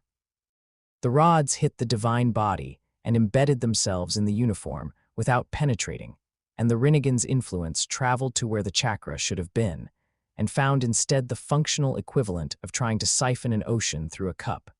Naruto reached up, plucked the rods out of his chest with 2 fingers, set them on the ground with the careful deliberateness of someone who is demonstrating that they are not threatened while also demonstrating that they cannot be threatening right now.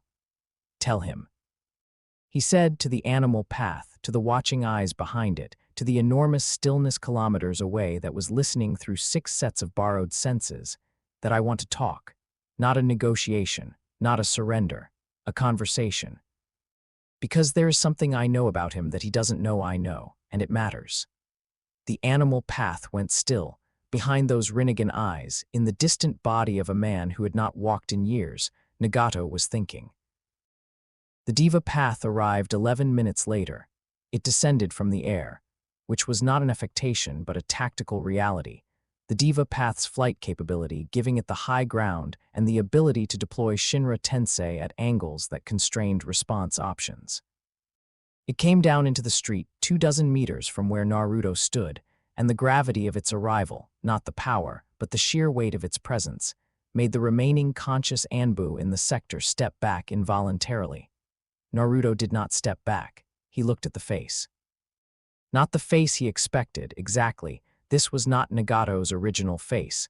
This was someone who had been known and then lost, someone whose death had become the event around which everything else had organized. He didn't know the name. The Solomon gift gave him the shape of the grief rather than the name, the catastrophic loss that had converted a believer in peace into an architect of pain. Pain, he said, or Nagato, whichever you're answering to tonight. The diva path regarded him with the Rinnegan's layered, unreadable gaze. You are the anomaly, it said. The voice was the voice of a body being operated correct, functional, carrying the intention of the speaker, but filtered through borrowed architecture. The intelligence reports mentioned an unusual presence in Konoha. They failed to adequately describe what unusual meant. What did you expect? A Jinchuriki, an unusual seal, enhanced combat capability. The diva path tilted its head with the precise mechanical quality of a marionette. Not this. I'm not a Jinchuriki, Naruto said. I don't have the 9 tails. What I have is something else. Something that came through the seal my father made from somewhere outside the shinobi world's understanding of power. He let that sit for a moment, which means your plan has a gap. Because whatever you came here prepared to face, I'm not it. The diva path was quiet for exactly 3 seconds. There is no gap, it said. The plan accommodates variables. Does it accommodate someone who already knows about the Eye of the Moon, about who's actually behind all of this? Dead silence, not tactical silence. The genuine silence of surprise. Naruto pressed forward, not physically, not yet, conversationally. Madara Uchiha. He's been pulling the strings since before the Akatsuki had a name. The Rinnegan you're using, the eyes that belonged to the original Nagato, they were given, weren't they? Not found, not developed, implanted by someone who had a use for them. He watched the diva path's expression with the Solomon gift running at full clarity. I'm not saying Yahiko's ideals were wrong. I'm saying someone used those ideals and Nagato's grief to build a tool, and the infinite Tsukuyomi isn't the peace you were promised. It's the peace of everyone sleeping forever while Madara controls the dream. The diva path raised its hand. Your intelligence is. Jiraiya spent 3 decades building the network that found this. He died getting the last piece of it. Naruto's voice was even. The divine form blazed steadily around him. I know you know his name. I know what that name means to you. He told me about Rain Country. About what he saw there. About what he couldn't fix and spent years wishing he had. The diva path's raised hand did not fall, but it also did not fire. You're trying to delay the assault, it said. I'm trying to have a real conversation before one of us does something irreversible. Naruto took 1 step forward, closing the distance by a meter, staying just outside the optimal Shinra Tensei range. I know that's not how this is supposed to go. I know you came here with a plan, and I'm supposed to be part of it, and me standing here talking is disrupting your schedule. He looked at the Rinnegan eyes. I don't care. I've been waiting 3 years to say this to you, and I'm going to say it, and then you can decide what to do. Say what? That you didn't have to become this. His voice was quiet and absolutely direct. That the world that made you choose between becoming a monster and letting everyone you loved die forever, that world was wrong. That Yahiko would know that, and I think somewhere inside whatever Nagato has made himself into, you know it too. The diva path moved. Shinra Tensei at maximum output, a perfect sphere of repulsive gravitational force centered on the path body, expanding at speed that no human perception could track until the moment it arrived. It hit Naruto directly. He flew 40 meters down the street, through a market stall. Through the wall beyond it, through the building's interior and out the other side into the alley behind it, hitting the opposite wall hard enough to crack the stone. The dust settled. He was already moving back. The next 40 minutes were the most demanding combat of Naruto's life, not because of the diva path alone. Because Nagato, having processed the conversation and decided to proceed with the assault while still leaving the dialogue channel technically open, deployed the remaining paths in coordinated sequence. Not all at once, because simultaneous deployment spread the Rinnegan's attention too thin. But in overlapping waves designed to create multiple simultaneous combat requirements. The Asura path came from the west. The human path converged from above. The Naraka path waited at the center of the village in a position that said, everything has to come through me eventually. Naruto ran the fight the way Solomon told him to, not reacting to each threat as it arose, but reading the pattern of deployment and understanding the underlying intention. Nagato was not trying to win through pure force. He was trying to understand. Every path sent against Naruto was a probe testing different capabilities, testing responses, building a model of what this anomaly could do. So show him something useful, Solomon said, not in words but in the clarity of the framework it provided. Every exchange is a message. Choose what message you send. He let the Asura path hit him, fully, without evasion, with a missile barrage that lit up a street for 200 meters. He stood in it with the Achilles' invulnerability expressed, arms crossed before his face not for protection but for the visual of it, and emerged from the smoke walking and intact. Message: physical force cannot stop me. He did not retaliate with equivalent force. He took the Asura path's arm, the mechanical one, the replacement weapon, and stopped it with one hand and held it without crushing it. Message: I am not here to destroy. He let the human path's soul-rip ability reach him. Let it find the Solomon and Achilles' armor on his spirit. Let it discover that a divine champion's soul was not accessible to this mechanism. Let it experience the error. He did not attack the human path afterward. He stepped back. Message: your standard weapons do not work here. The Preta path attempted chakra absorption. The result was what it had been with the rods. The divine energy was not readable as chakra, not siphonable through chakra-based mechanisms. The Preta path locked up for 30 seconds. Naruto caught it as it stopped functioning, held it upright rather than letting it fall. Message: I am keeping your bodies from damage. I want them in one piece when this is over. The Naraka path's king of hell appeared, enormous, masked, reaching with the authority of judgment for what should have been an accessible soul. Naruto looked at it. The king of hell looked back. The divine courage of Achilles had no encounter with judgment. A champion chosen for their fundamental nature could not be judged by a mechanism that assessed ordinary human moral ledgers. The king of hell found nothing to grip on, not because Naruto was without flaw, but because the covenant he operated under was not one the Rinnegan's judgment system had been designed to access. The king retreated. The Naraka path went still. 5 paths, 5 engagements, 5 messages sent. 1 path left. The Diva path came back faster than he expected, and this time Nagato had adjusted the strategy. Instead of a single large Shinra Tensei, the Diva path deployed them in short, sharp bursts, repulsion and attraction alternating to create a combat space that was constantly shifting. The geometry of the street becoming a weapon in itself. Walls became horizontal. Debris became projectiles. The ground rose and fell like breathing. Naruto moved through it with Mercury's speed, taking some of the hits, redirecting others, finding the pattern in the timing of the ability, the 5-second interval between major deployments, the micro-interval between the smaller ones, and working within the gaps. He was bleeding, not seriously. Not dangerously, the Achilles Foundation closed the cuts as fast as they opened. But the bleeding was real, and the effort was real, and the divine form maintained at this intensity for 40 minutes was not without its own cost. Not physical exhaustion, the Atlas Foundation made that irrelevant. But the sustained concentration of maintaining this level of engagement, reading this many variables simultaneously, holding all the Solomon clarity and the Mercury speed and the Hercules restraint together, without letting any of them slip into the wrong setting. He was working for this. He was working hard. Good, Solomon said. Let him see that. Let him know that this costs you something. A person who pays no cost for anything cannot be trusted. Only someone who values something enough to be tired by it is believable. He said the word, came back to himself.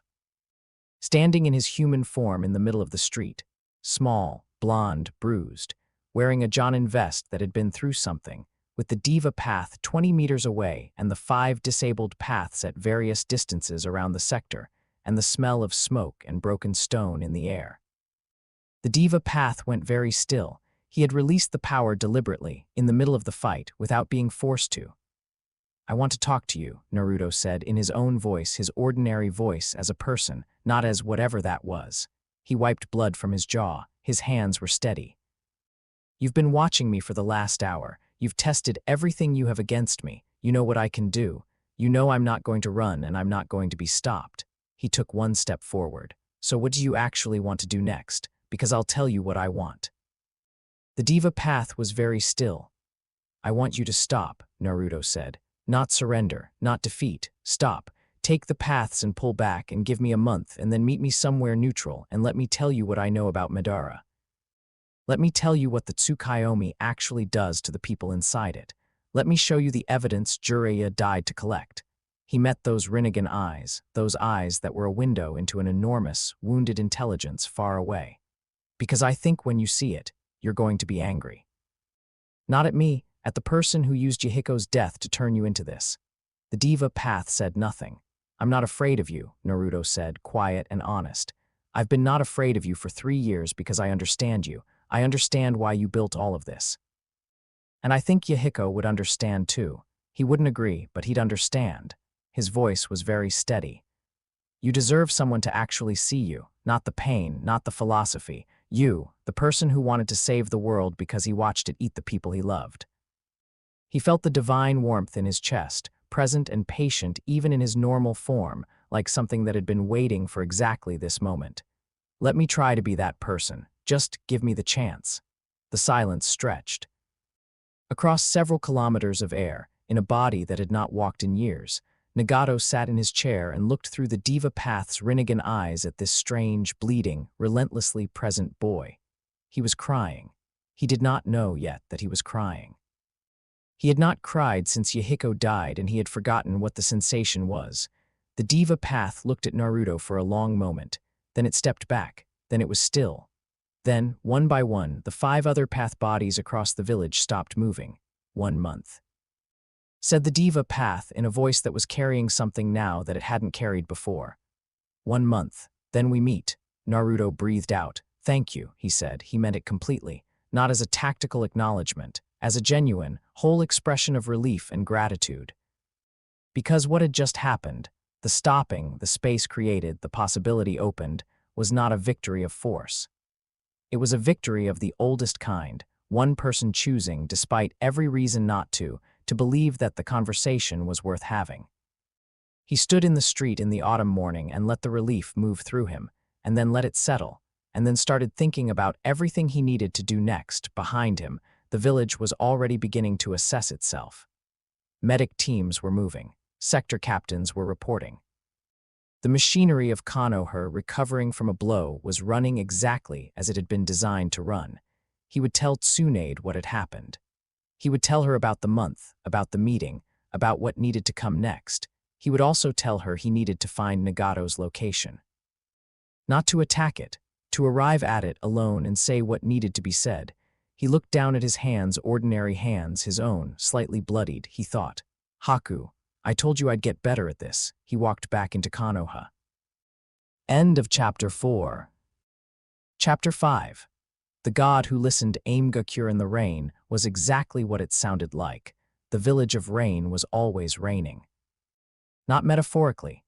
It was a feature of the landscape, the geography, the elevated moisture content of the air in this particular river valley between 3 major nations that had used it as a battlefield for 3 wars running.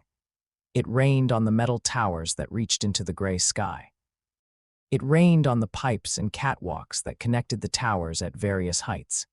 It rained on the faces of the people who walked the streets below and had learned, generations ago, that umbrellas were a gesture and not a solution. Naruto arrived 3 weeks after the battle in Konoha, 2 weeks before the agreed deadline, because Konan had sent word through an intermediary that Nagato was prepared to meet early. He arrived alone. This had been a significant argument with Tsunade, who had used language that Naruto's mother would have apparently recognized and been impressed by, and who had eventually conceded not because Naruto won the argument, but because she understood, with the clarity of someone who had spent her whole life watching power fail to solve problems that only people could solve, that this was not something she could send a team to accomplish. He wore no headband, no visible weapons. He had not said the word before entering the village, and he did not say it now. He was Naruto Uzumaki, in a dark traveling jacket that Sakura had picked out because it was less immediately identifiable than the orange. And he walked through the rain-soaked streets of Aimgakure with the unhurried purpose of someone who has decided exactly what he came to do, and is not reconsidering. Conan found him at the base of the central tower. She looked at him for a long moment in the rain, this woman made of paper and patience and 3 decades of loving people the world had broken, and said, "He almost didn't agree to this." "I know," Naruto said. "He wanted to. That's what decided it." She turned toward the tower. "Follow me." Nagato was on the top floor. The room was high and spare, and the windows were open to the rain, which came in at an angle and gathered on the stone floor near the sills. There were mechanisms everywhere, supports, cables, an elaborate system that served the same purpose as the chair Naruto had expected, which was not present. The real Nagato was not in a chair, he was standing, barely. Supported by the mechanisms, by Conan's careful engineering, by the particular determination of a man who had decided that being on his feet for this meeting mattered. He was thin in the way that people are thin when the body's resources have been redirected away from maintenance for too long. His face was deeply lined. His hair was red-orange, startlingly, and Naruto thought of his mother's red hair described in campfire stories, and had a moment of understanding that he let move through him and settle. The Rinnegan eyes were not filming the room the way they'd filmed the battle through the path bodies. They were just looking, just Nagato in his body, looking at the person who had come to talk to him. "You're younger than I expected," Nagato said. His voice was different through his own body, less mechanical, more present, carrying the wear of years and the specific quality of someone who has been in pain for a very long time. "I'm 17, Naruto said. "And I was 12 when I first read your file and thought, this is someone I need to talk to, so I've been waiting a while." Nagato studied him. "Sit down." They sat, Nagato supported by his mechanisms, Naruto cross-legged on the floor, which was approximately the right height differential to make the conversation feel like 2 people rather than a supplicant and an authority. Conan stood near the window. "You said you know what I don't know I know." Nagato said, "You said that to the path, in the street." "Yes, tell me." Naruto took a breath. This was the part he had prepared for, the evidence, Jiraiya's network, the documented connections between Madara's actions and the Akatsuki's formation. He had organized it into a sequence that built logically, that didn't require trust to understand, that could be evaluated on its own factual merits. He laid it out, carefully, completely. It took 40 minutes, Nagato did not interrupt. He listened with the absolute attention of someone who has learned that every piece of information is a potential variable in a very long calculation. He asked 3 questions, each surgical and precisely aimed at the gaps Naruto had expected him to find. When it was done, the room was quiet except for the rain. "You could have fabricated this," Nagato said.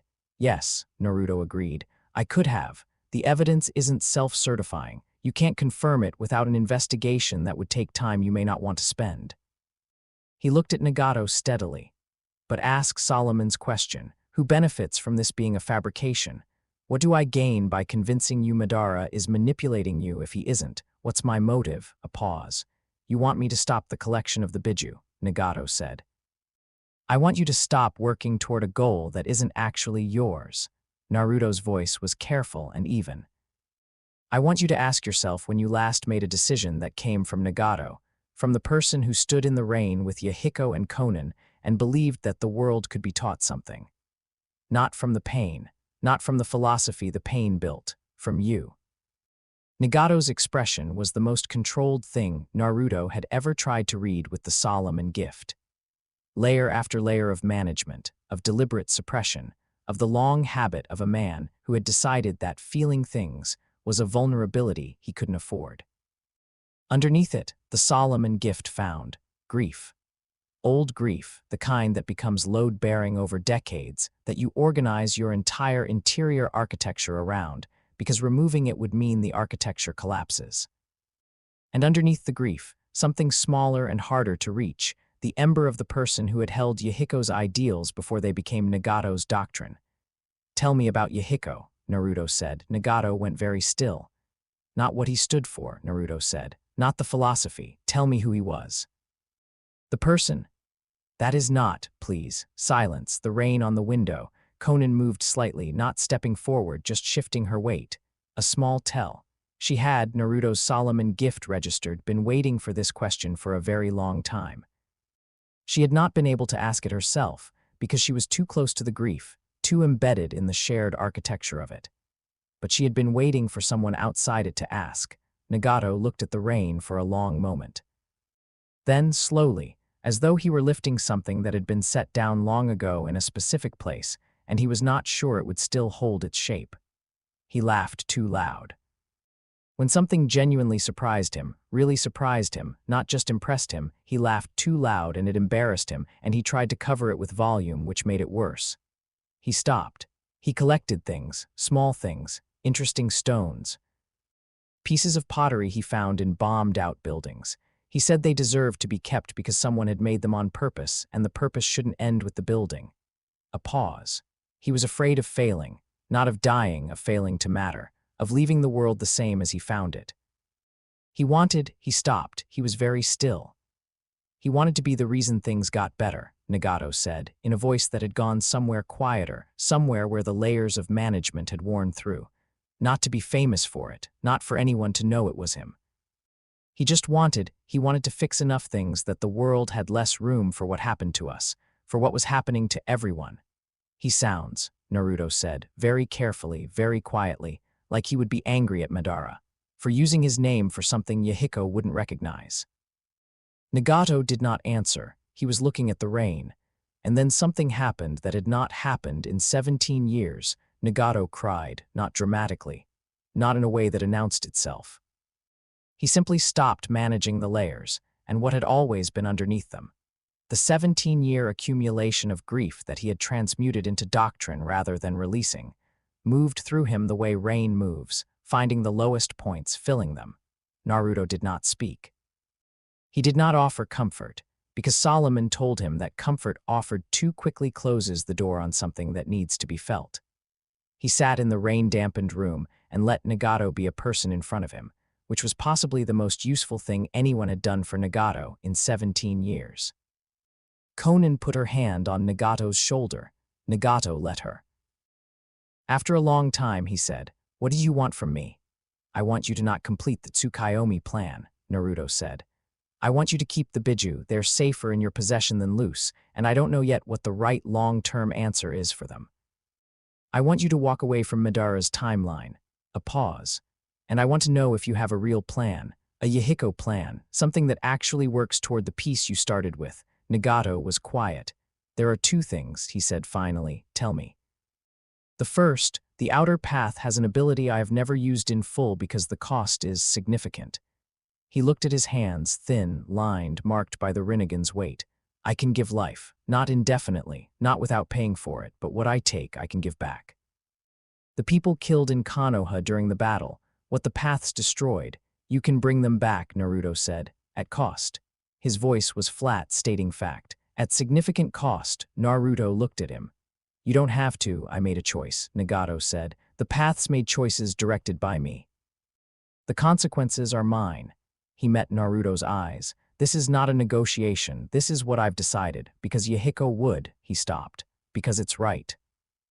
Naruto felt the warmth in his chest, the ancient warmth that had lived there since he was 7 years old, and a door had opened, move outward for a moment, extending.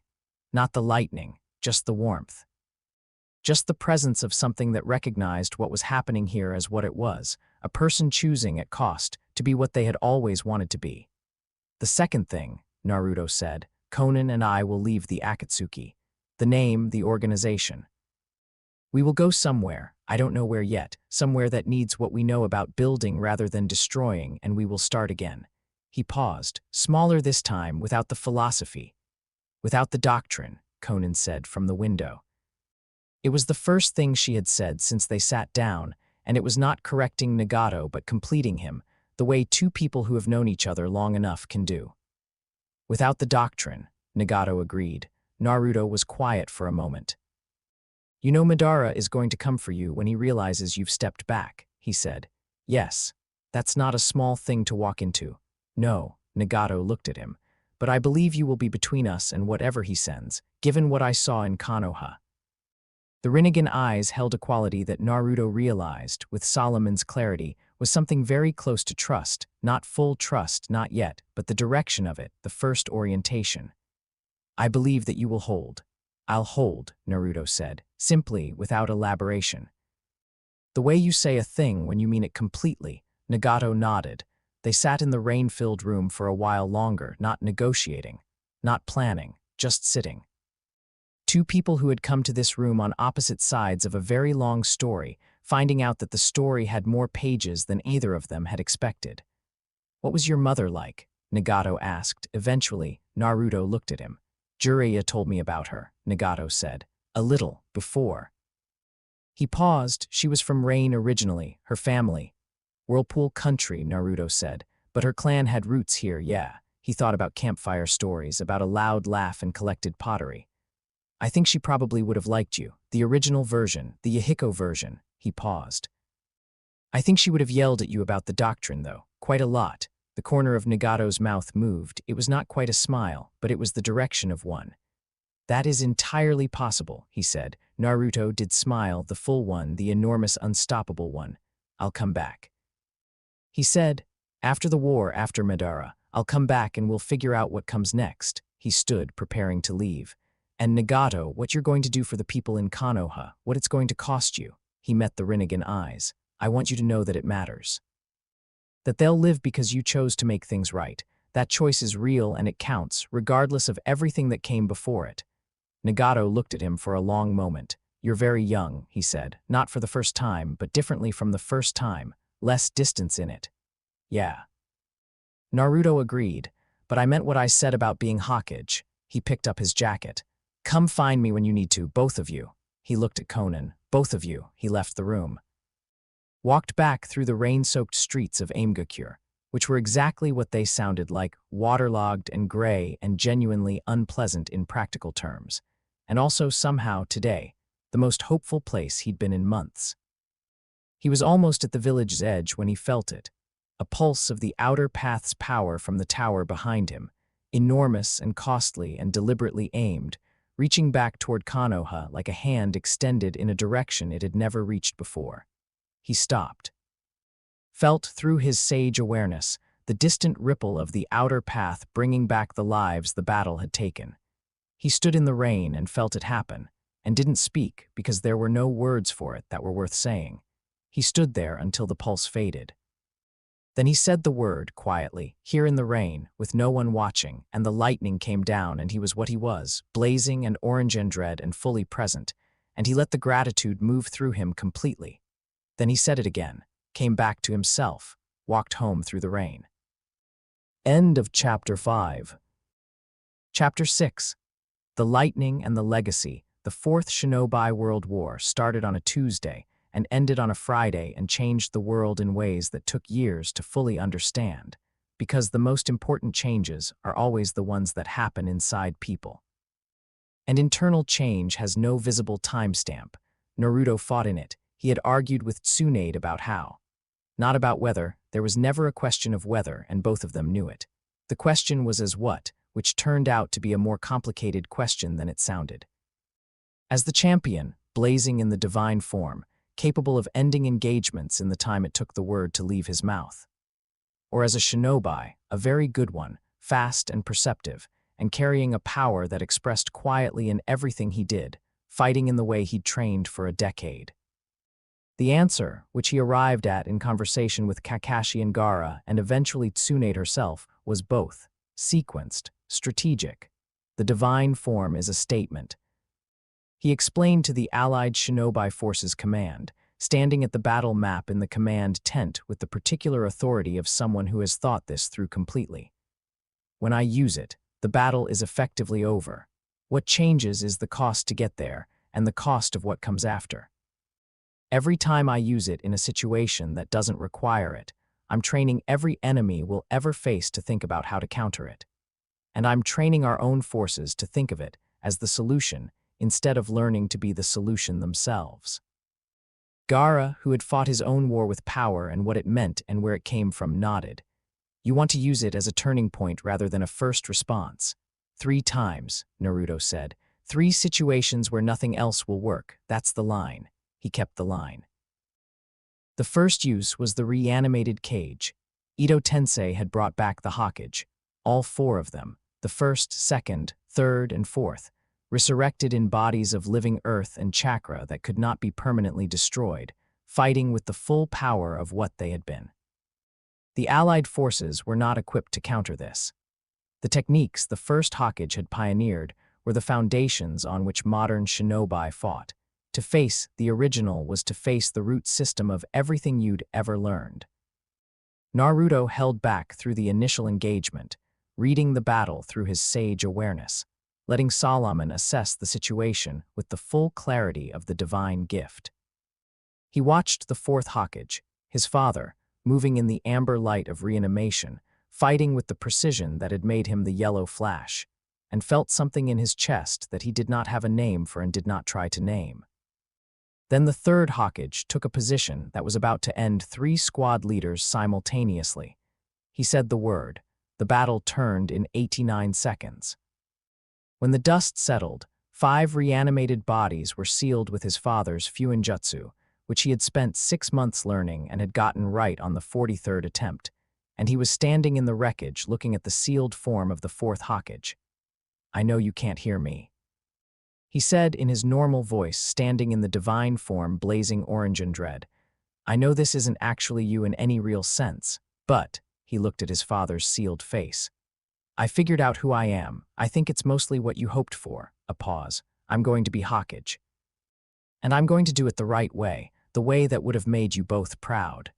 He said the word, came back to himself, moved on to the next engagement. The second use was the Ten Tails.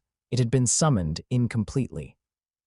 Madara's plan had required Nagato's outer path at a specific juncture, and Nagato's withdrawal had created a gap that couldn't be fully papered over.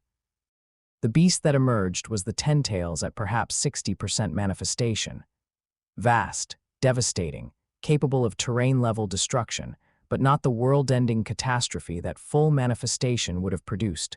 Still, 60% of world-ending was not a scale anyone present was equipped to engage. Naruto transformed. The battle lasted 4 hours and 12 minutes. He would not, later, be able to give a comprehensive account of all of it.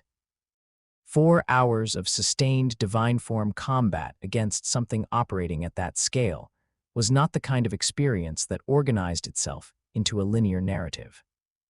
What he remembered was the sense of it, the enormous weight of the Ten Tails' presence, like trying to hold a tide, the constant movement, the way Solomon kept finding patterns in the beast's behavior that Mercury's speed let him exploit.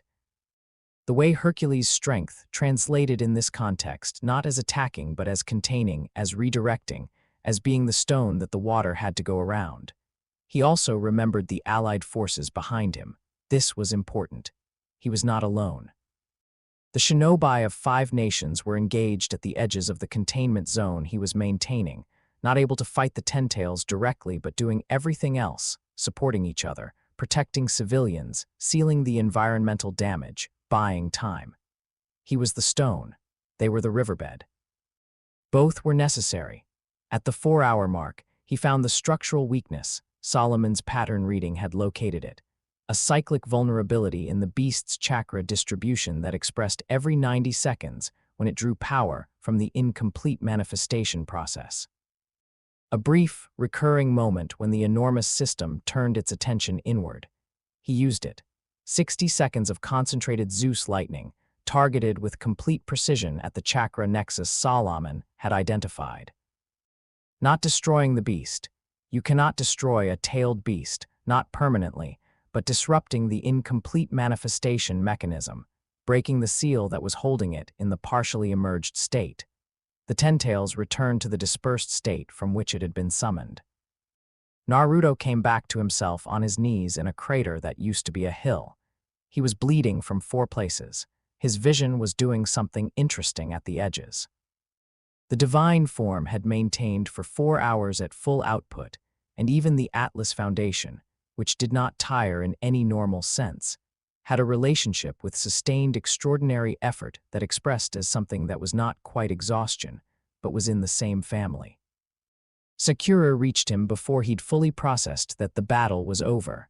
"I'm fine," he said, reflexively. You have a piece of rock in your arm. She said, already diagnosing, her medical chakra extending through her fingers with the precise efficiency of someone who had spent years training specifically for situations that should not be survivable. That's probably from before, he said. Naruto. I'm fine. He said again, and this time it was true. The Achilles Foundation was already working, already closing, already returning everything to its standard operating parameters. He looked up at her with the complete, unguarded gratitude of someone who understands exactly how much the person looking after them matters. Thank you, he said. For always. Don't, she said. You're going to make it weird, and I have 3 more cases waiting. She was already moving. He pushed himself to his feet and looked at the Allied forces gathering around the edges of the crater, assessing damage and beginning the careful work of continuing a war that still needed finishing. He was not alone. He had never been alone, not really. Not since the rooftop and the first lightning. Not since Uruka at the ramen stand and Kakashi on the training ground. Not since Haku in the ice sphere and Gaara in the arena and Nagato in the rain. He had just needed time to understand what he'd always had. The third use was Madara, the real Madara. Resurrected with the full Rincharingen, armored in the absolute authority of someone who had spent his entire adult life planning for a moment he was now standing in. He looked at the Allied forces with the calm of a man who has won a game decades before anyone realized a game was being played. He looked at Naruto with a different quality of attention. You are the variable, Madara said, the one element my planning did not account for. Because what you carry is not in the taxonomy of chakra-based power I have spent a century understanding. Yeah, Naruto said. He was in his normal form, his hands were in his pockets. He was standing at the front of the Allied forces line, between Madara and everyone behind him, because that was where he was supposed to be. I know, the Nagato withdrawal was your work. He made his own choice. Semantics. Madara looked at him with genuine assessment, the look of a strategic intelligence encountering a problem it respects. You are not sufficient to stop what has already begun. The Moon's Eye plan has contingencies for everything except someone who wasn't playing the game you designed. Naruto said, yeah. He took his hands out of his pockets. Madara, I know about Hashirama. I know about what you two wanted and what happened to it and the choices you made afterward. He looked at the Rincharingen eyes, enormous, layered, ancient. I'm not going to pretend I can fix what you lost. I'm not going to pretend the world you wanted to force into the dream is a world that doesn't need fixing. It does. It genuinely does. He took a step forward, but the Tsukuyomi is a closed world. It's a world where nothing grows because nothing changes. Even if everyone is happy, nothing changes. And the world doesn't get better unless people can change it, unless someone can choose different. Choice, Madara said, and there was something in his voice that was almost weariness. Is the mechanism by which the world has continued to eat itself for 1,000 years. Also the mechanism by which Nagato chose Konoha over you, Naruto said. Also the mechanism by which people rebuild after catastrophes. Also the mechanism by which someone who grew up in a village that hated him decided to protect it anyway. He met those eyes. You're not wrong about the world, you're wrong about the solution. Then show me a better one, Madara said. Here, tonight. Show me something that justifies your faith in the alternative. Naruto looked at him. That's what I've been doing this whole war, he said. That's what all of us have been doing. He gestured behind him, at the 5 nations standing side by side, at old enemies holding each other's flanks, at Gaara and his sand, and the Raikage's lightning and the Mizukage's mist, and the Tsuchikage's old bones all pointing the same direction. This doesn't happen in your dream. This only happens when people choose it. Madara was quiet for a long moment. Then, with the particular resignation of someone who has encountered an argument they cannot defeat but will not yet accept. I see you believe what you're saying. Yeah, Naruto said. I do, he said the word. What followed was, by honest accounting, the hardest fight of his life. Madara at full power was not like any opponent he had faced before. The Rinnegan and the Rincharingen working in concert gave him a battlefield awareness, and a range of techniques that engaged at every level simultaneously. Genjutsu, that SHAZAM had to deflect constantly, physical techniques of overwhelming power, Susanoo deployed at planetary scale. An ability to manipulate the terrain itself as a weapon. Naruto fought him for 2 hours. He took hits that would have killed anything mortal. He was thrown through mountains, buried in debris, pushed backward by forces that moved the earth. The Achilles' invulnerability held through all of it, but force was force, the impacts were real, the distance covered was real. The concussive shock of each engagement had its own truth. He came back, every time, not because he was unstoppable, because he chose to come back.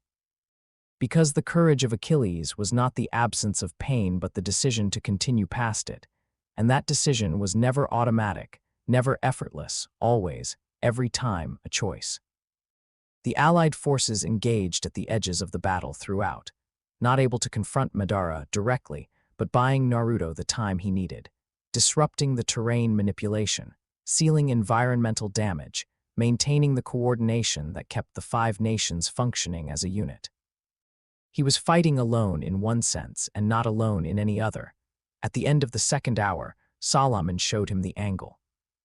The infinite Tsukuyomi required a single catalytic moment, a convergence of the Rin-Sharingan and the moon's position, and the specific deployment of the outer path that Nagato's withdrawal had made impossible.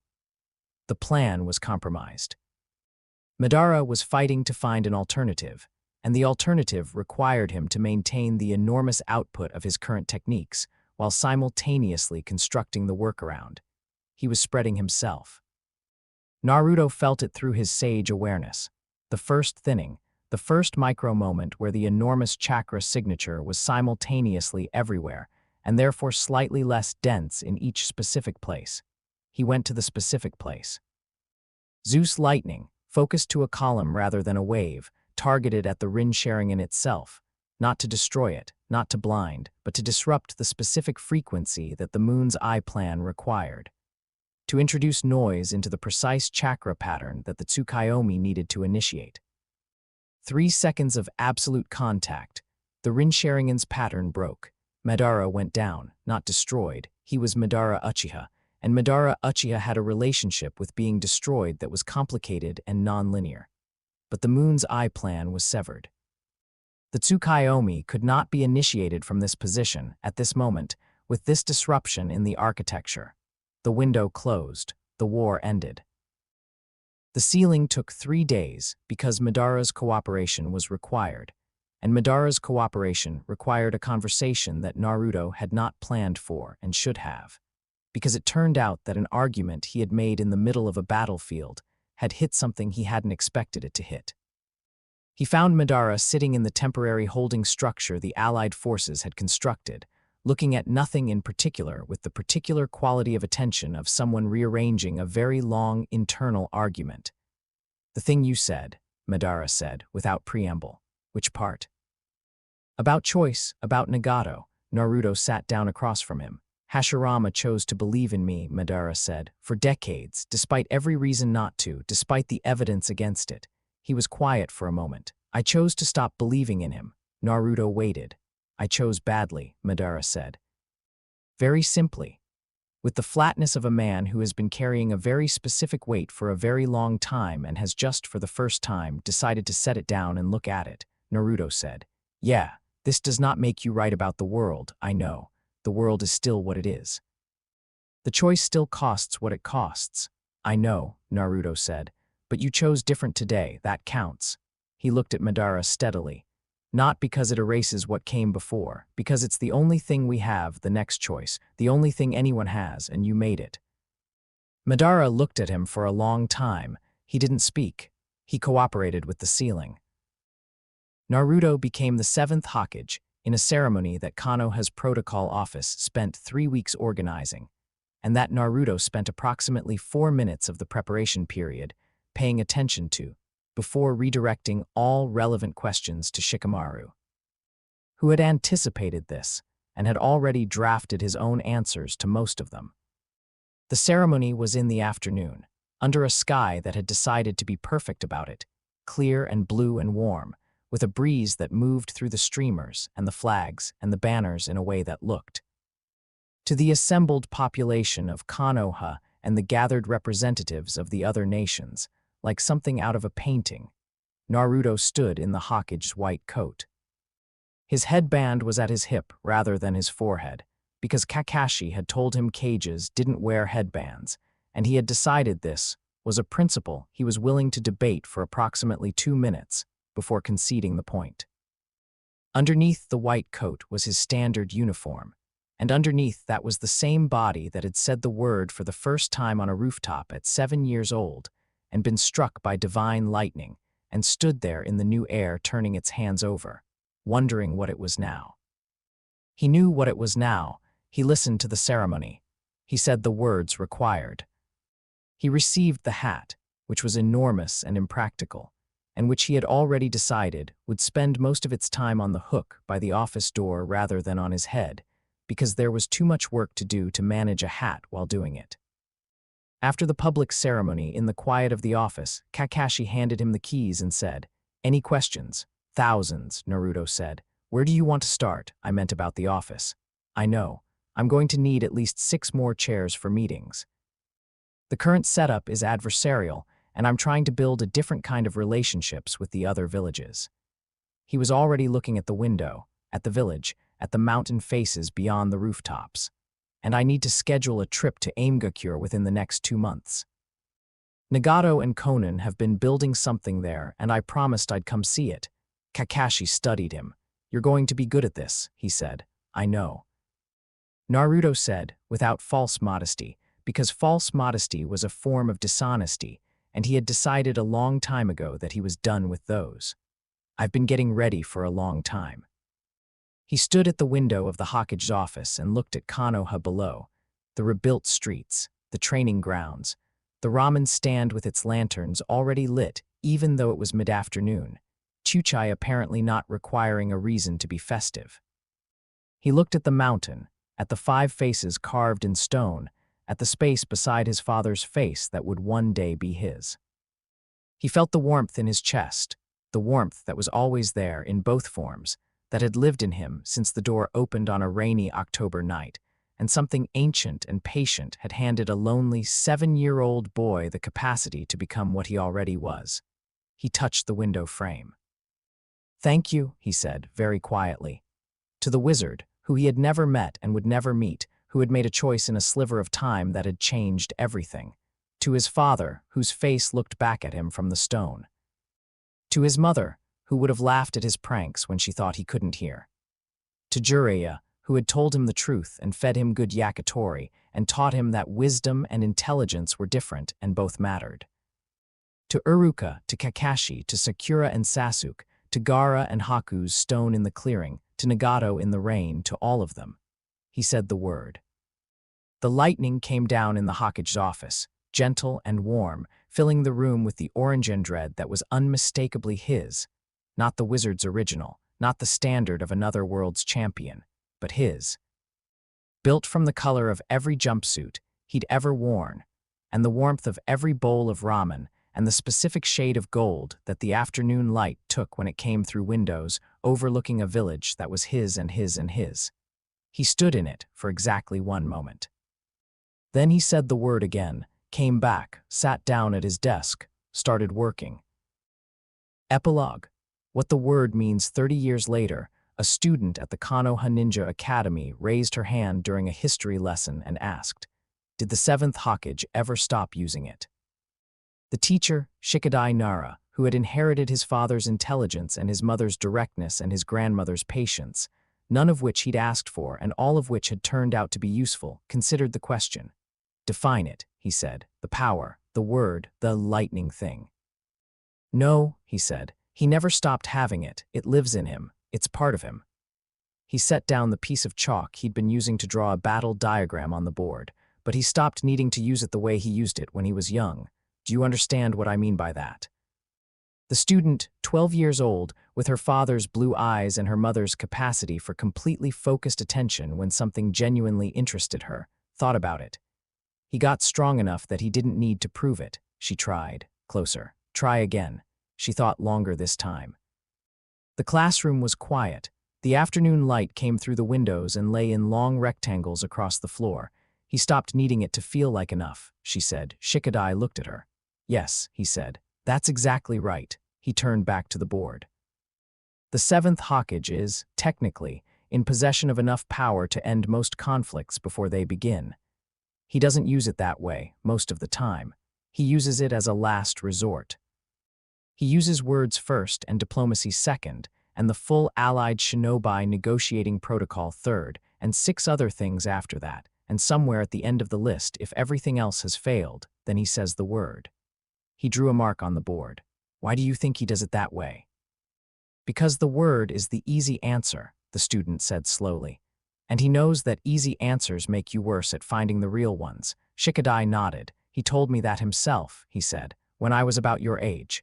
He looked at the mark on the board. He said, the most important thing the wizard gave me was not the lightning. It was the chance to choose what I did with it.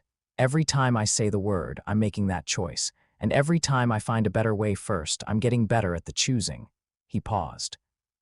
He said it took him a long time to understand that the wisdom of Solomon wasn't about knowing the right answer. It was about never stopping asking whether you had one. The classroom was quiet. He sounds kind of annoying, said a boy in the back row. Several students laughed. He is. Shikadai agreed. He is also the reason 3 of the 5 major nations have joint treaty infrastructure for the first time in recorded history. And the reason the Akatsuki ended with a conversation rather than a war. And the reason a village that spent 17 years treating him like a problem became a place where someone like you can sit in a classroom and ask questions like the one you just asked. He looked at the student. What's your name? Himawari, she said. He nodded. Your father's daughter. Ask good questions, Himawari. It's the family trait that matters most. He turned back to the board. The afternoon light lay across the classroom floor.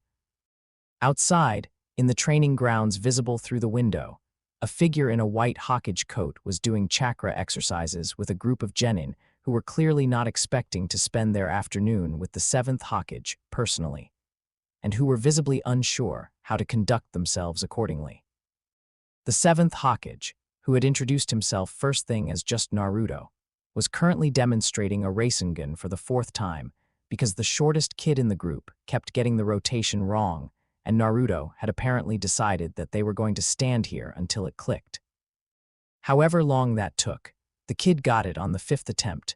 Naruto's smile was visible from 3 stories away through a classroom window. No lightning, no divine form. Just a man who was exactly what he'd always wanted to be, doing exactly what he'd always wanted to do, in the village that was his in every way that mattered. The warmth in his chest, patient and permanent, and his, blazed on.